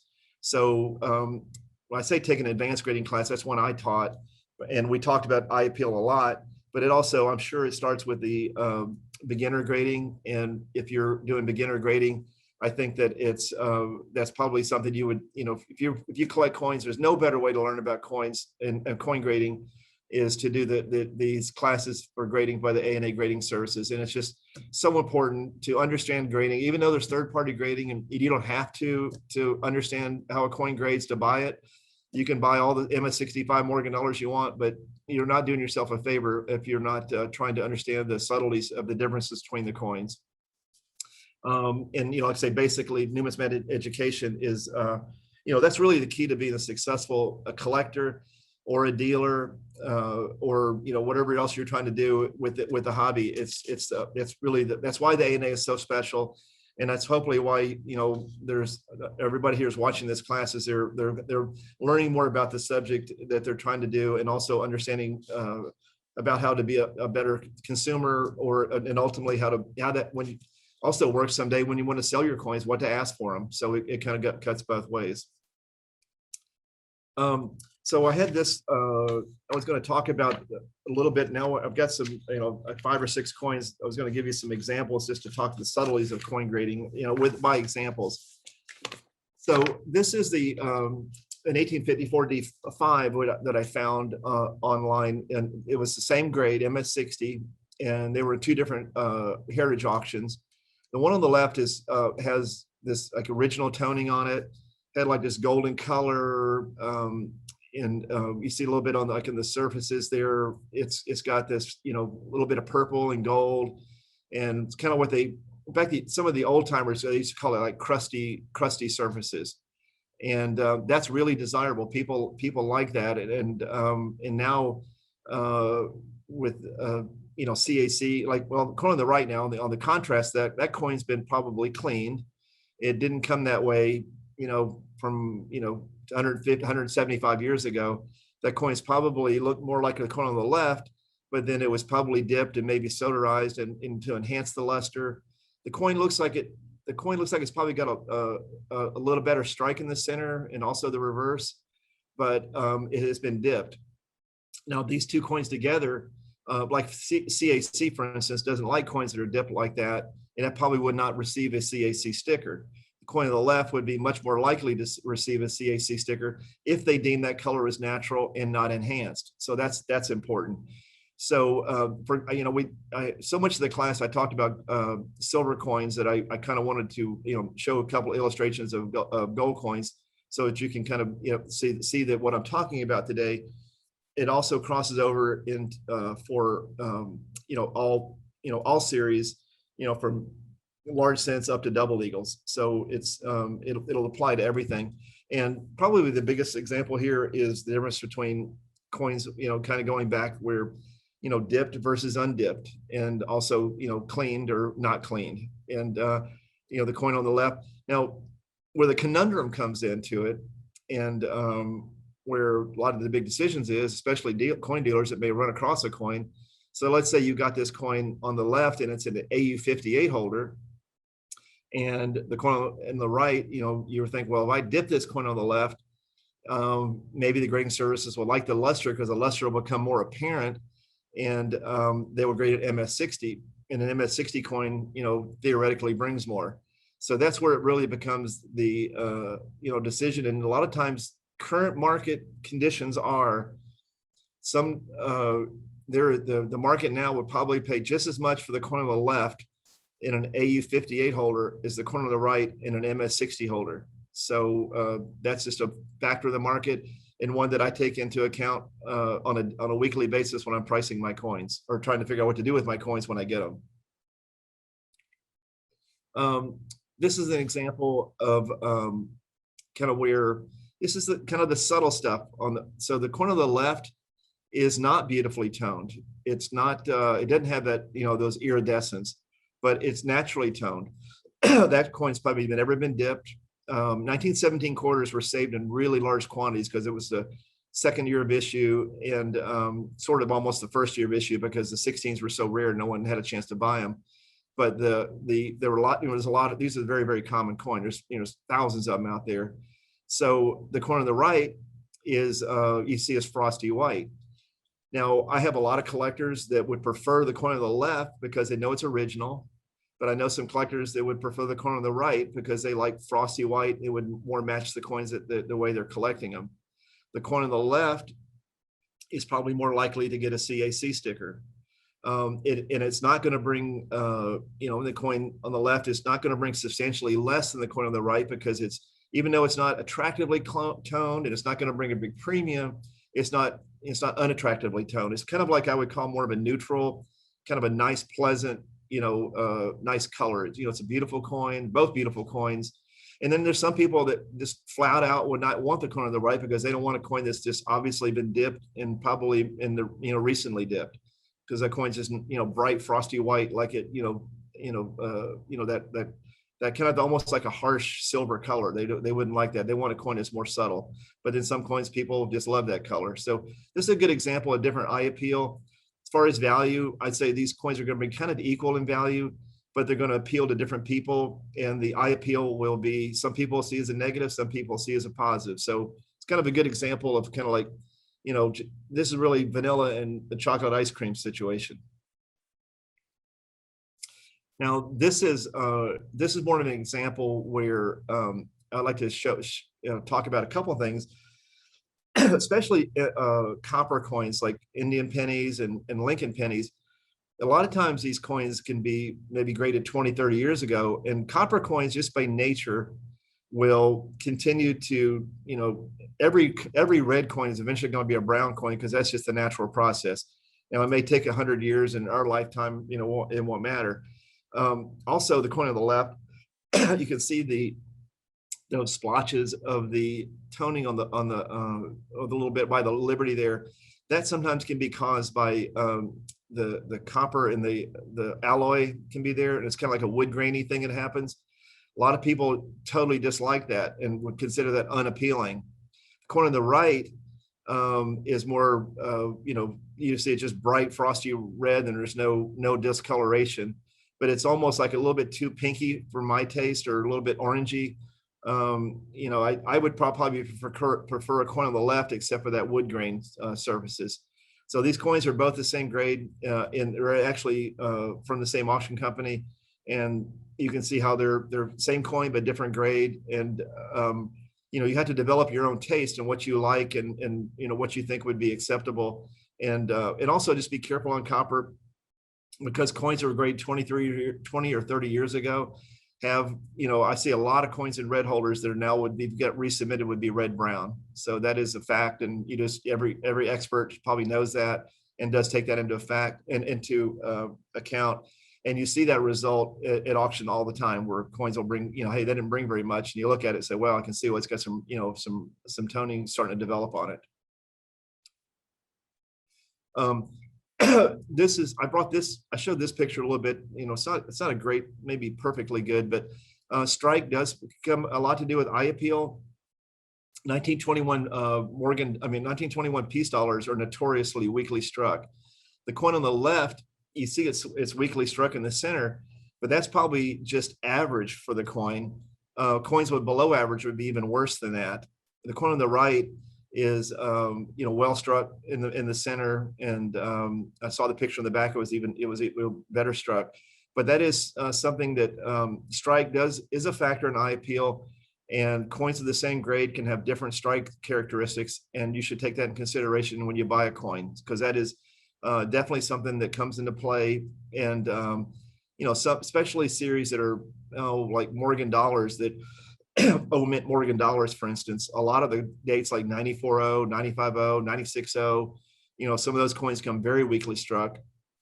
And you can buy an MS63 $96.0, but you can barely make out the breast feathers, and you're like, wow, that coin, I don't really like that. I'd rather have a MS62 with full feathers. So or pay the extra 50% more for one with full feathers. So that'll be something you'll have to consider. I hadn't talked about earlier about strike, how important that is, but strike is really, I did mention it in one aspect where the ancient coin market is a really important, and it's one of the factors they use for how they grade them. The grading services don't really quantify it. They just kind of do it as like it's one of the factors they consider when they do coin grading. So it's just one of the issues you have to put in there when you do that. So let me look here. I think, yep. So this is I just did this for the last thing. I have a giant library of photographs. I did a book, Encyclopedia of U.S. Gold Coins, and I put together. Tom Mulvaney flew to Washington D.C. with me, and we took pictures for it.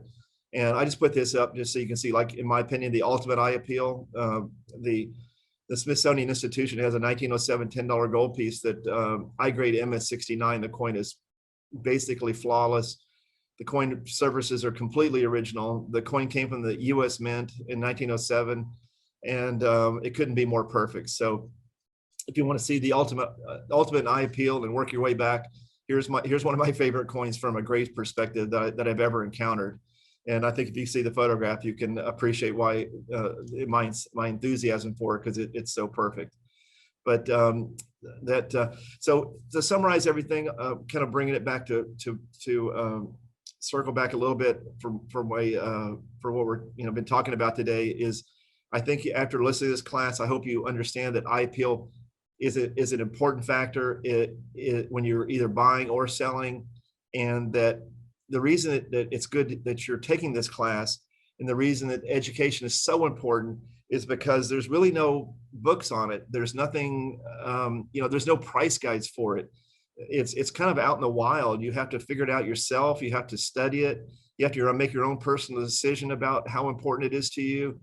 And it's something it's kind of like, I think it's exciting because it is something that if you develop that edge, you can have an edge that even a lot of coin dealers don't have. So, learn about the subject, study it, look at auction lots, look at coin dealers' inventories, do everything you can to, especially if you're specializing in a series, learn about those subjects, and it'll give you the upper hand when you're either, dealing with these coins and when you encounter them. So it's kind of, I think it's exciting because you're having a chance to learn about something that most people, they hear about and they see about, and they're just usually they're just kind of wowed by a big auction record, but they don't really think about like really what went into that, and and why did that coin do that. So I think it's good, and I appreciate everybody taking the class. I want to applaud the ANA for offering as many of these online classes now. I was on the board, and president at one time, and we've been trying to do online classes, but they were so expensive to build a format. And it's really great that Zoom has created something that we can do these things. And we have so many people. I think today, at one point, we had like 100 people.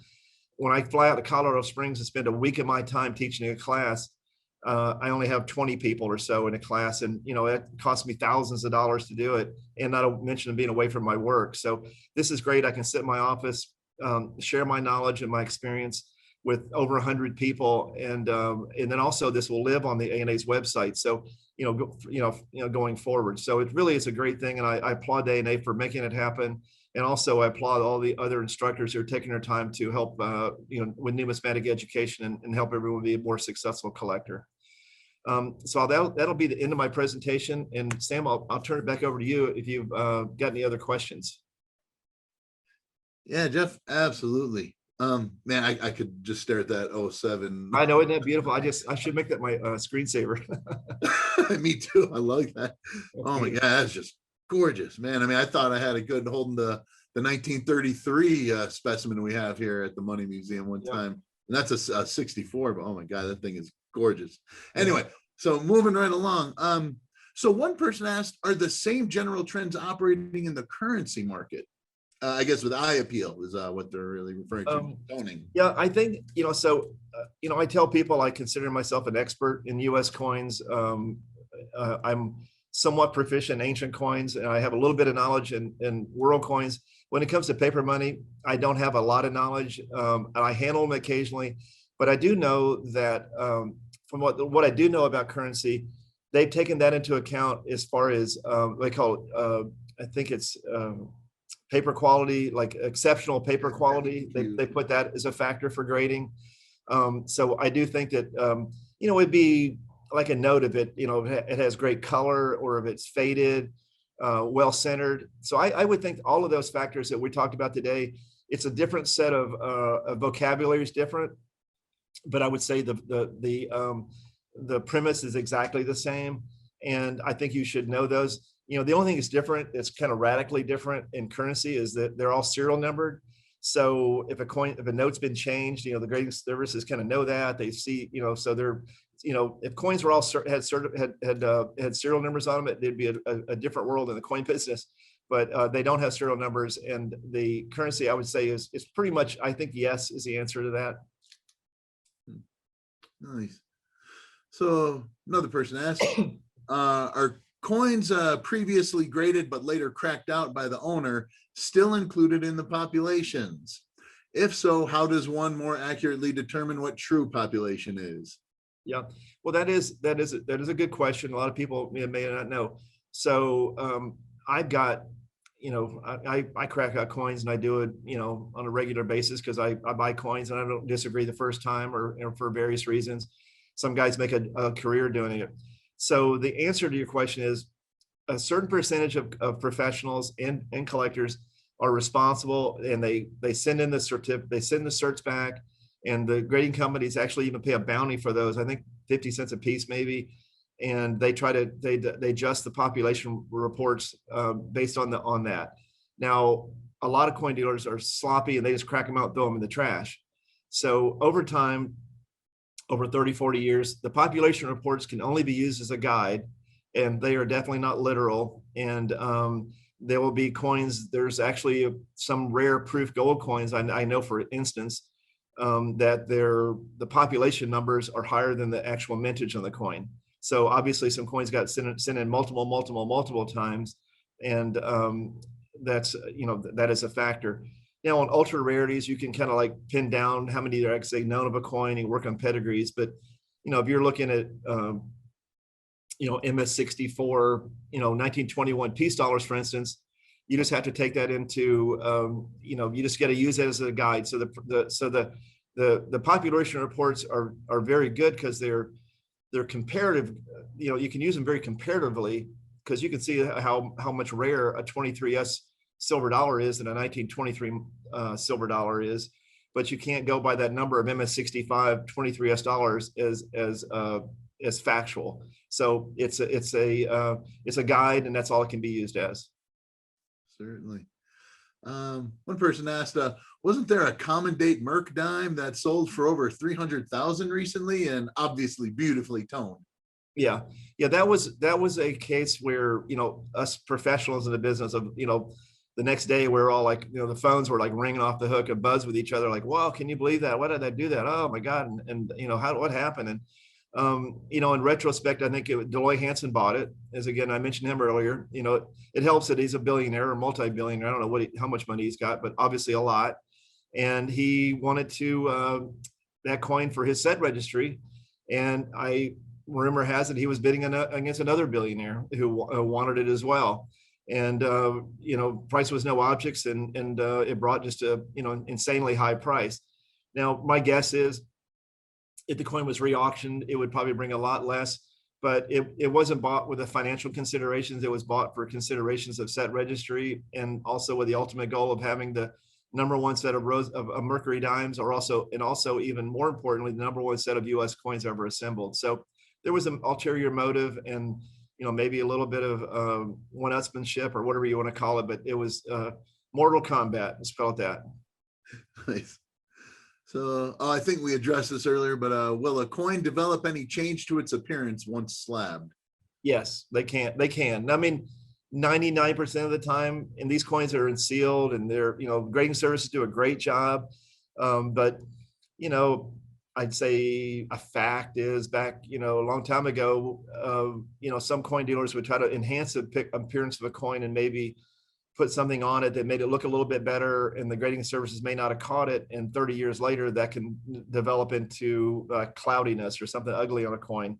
So it does happen. And then now both grading services do have services that you can send a coin in and have that removed, and they'll guarantee the grade of the coin. Or if it's an issue, they might just say, hey, the coin looks ugly now, we'll buy it off the market. So the grading services are incentivized to make sure their products remain their integrity, and they'll do what they can to have them maintain that, and they will work with you to have it look as good as possible. So it does happen, but I'd say it's way the exception. And when it does happen, they will try to make it right.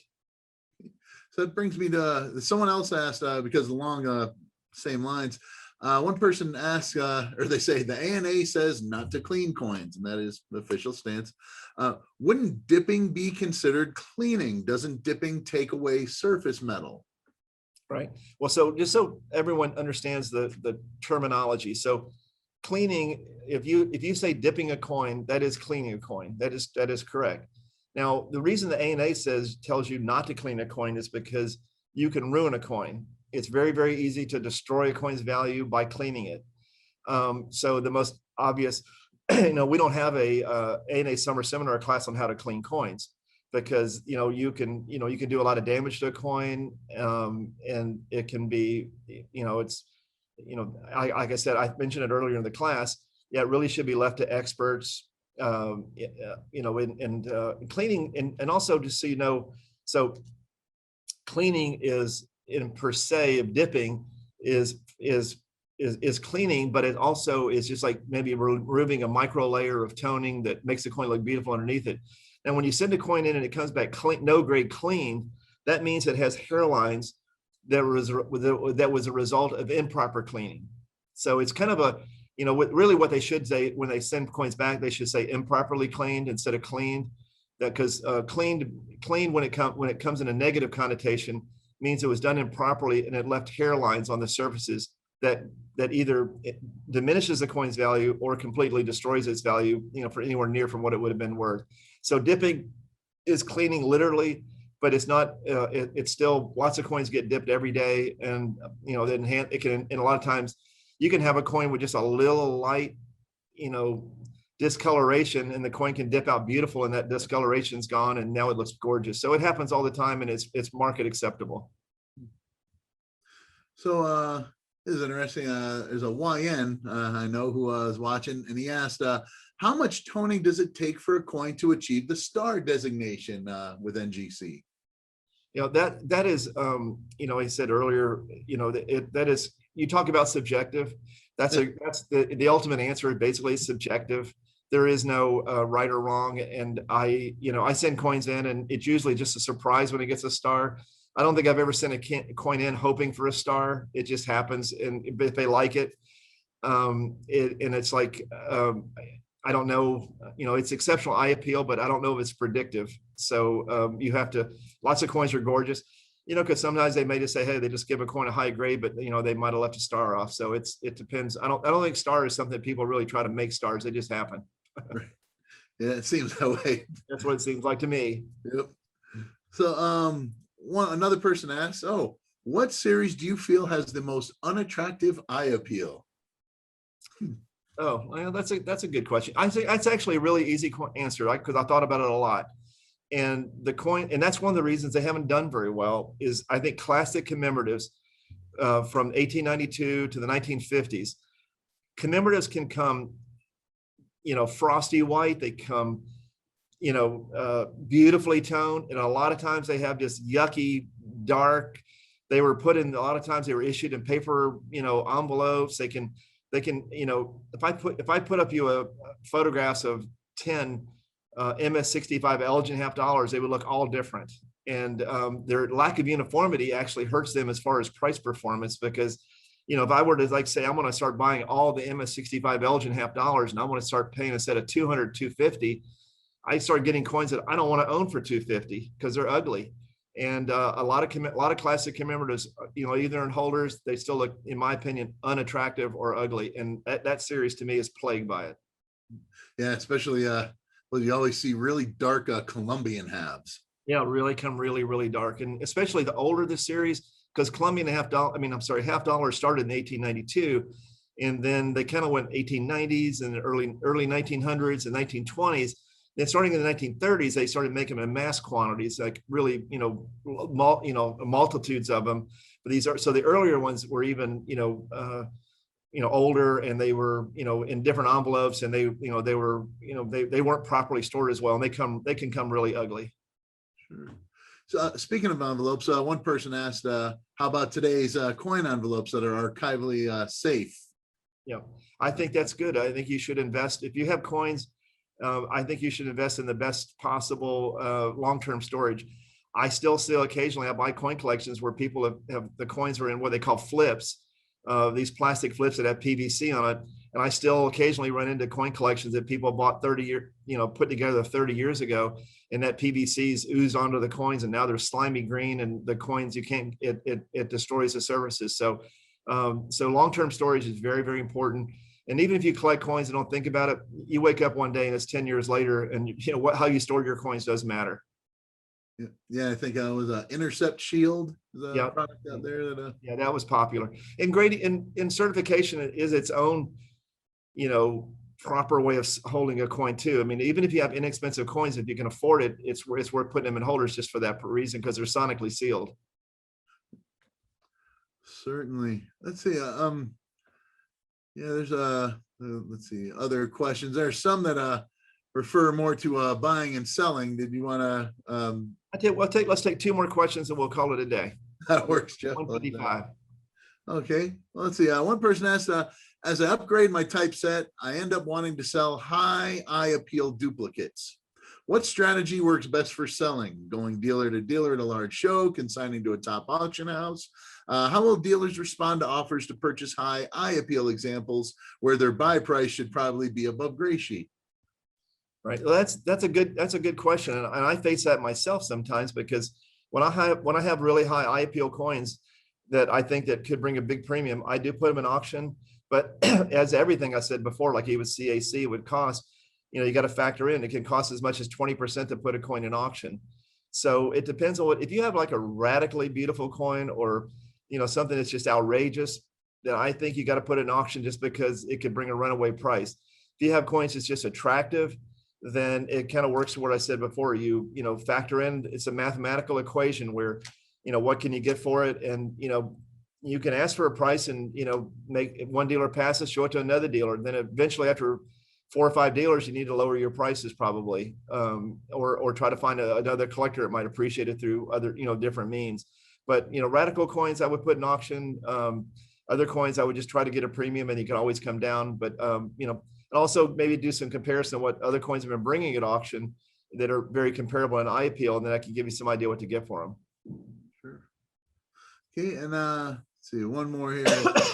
Regarding the 1884 silver dollar, I guess maybe they're talking about the one that you showed with the crescent toning. Yeah, brought 4,000. No, that was the one that was toned on both sides. It brought. Oh yeah, the both sides. Right. Yeah, that big one for about 50 grand.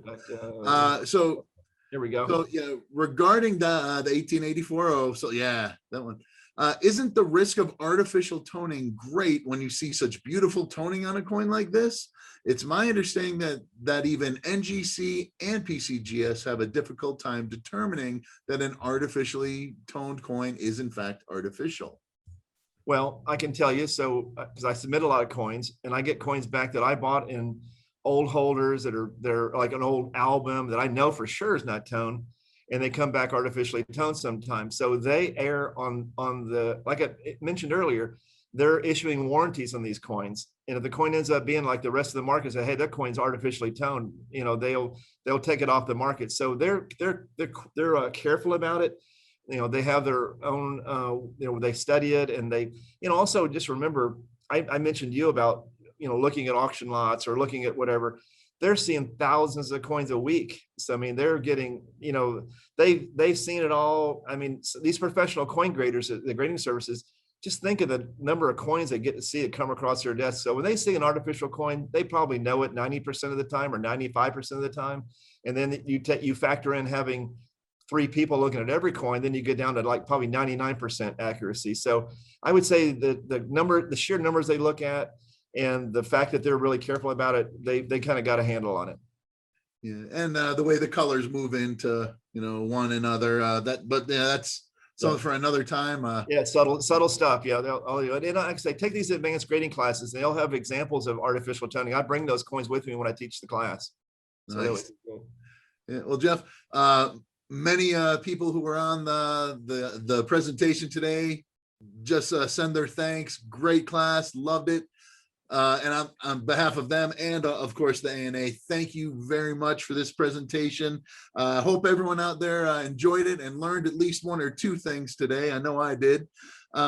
Again, we want to thank Graysheet for their partnership with the ANA eLearning Academy. We really hope you'll join us for future webinars. I know there's going to be one tomorrow because I'm going to be doing that. Please check the ANA website and money.org for more information under the events and webinars heading. Again, Jeff, thank you so much. Everyone else, please have a wonderful rest of your day and continue to enjoy our hobby. That sounds great. And if anybody wants to show me a coin or have a question, come see me at the ANA in Rosemont. I'll be at my table. I'm happy to help you out.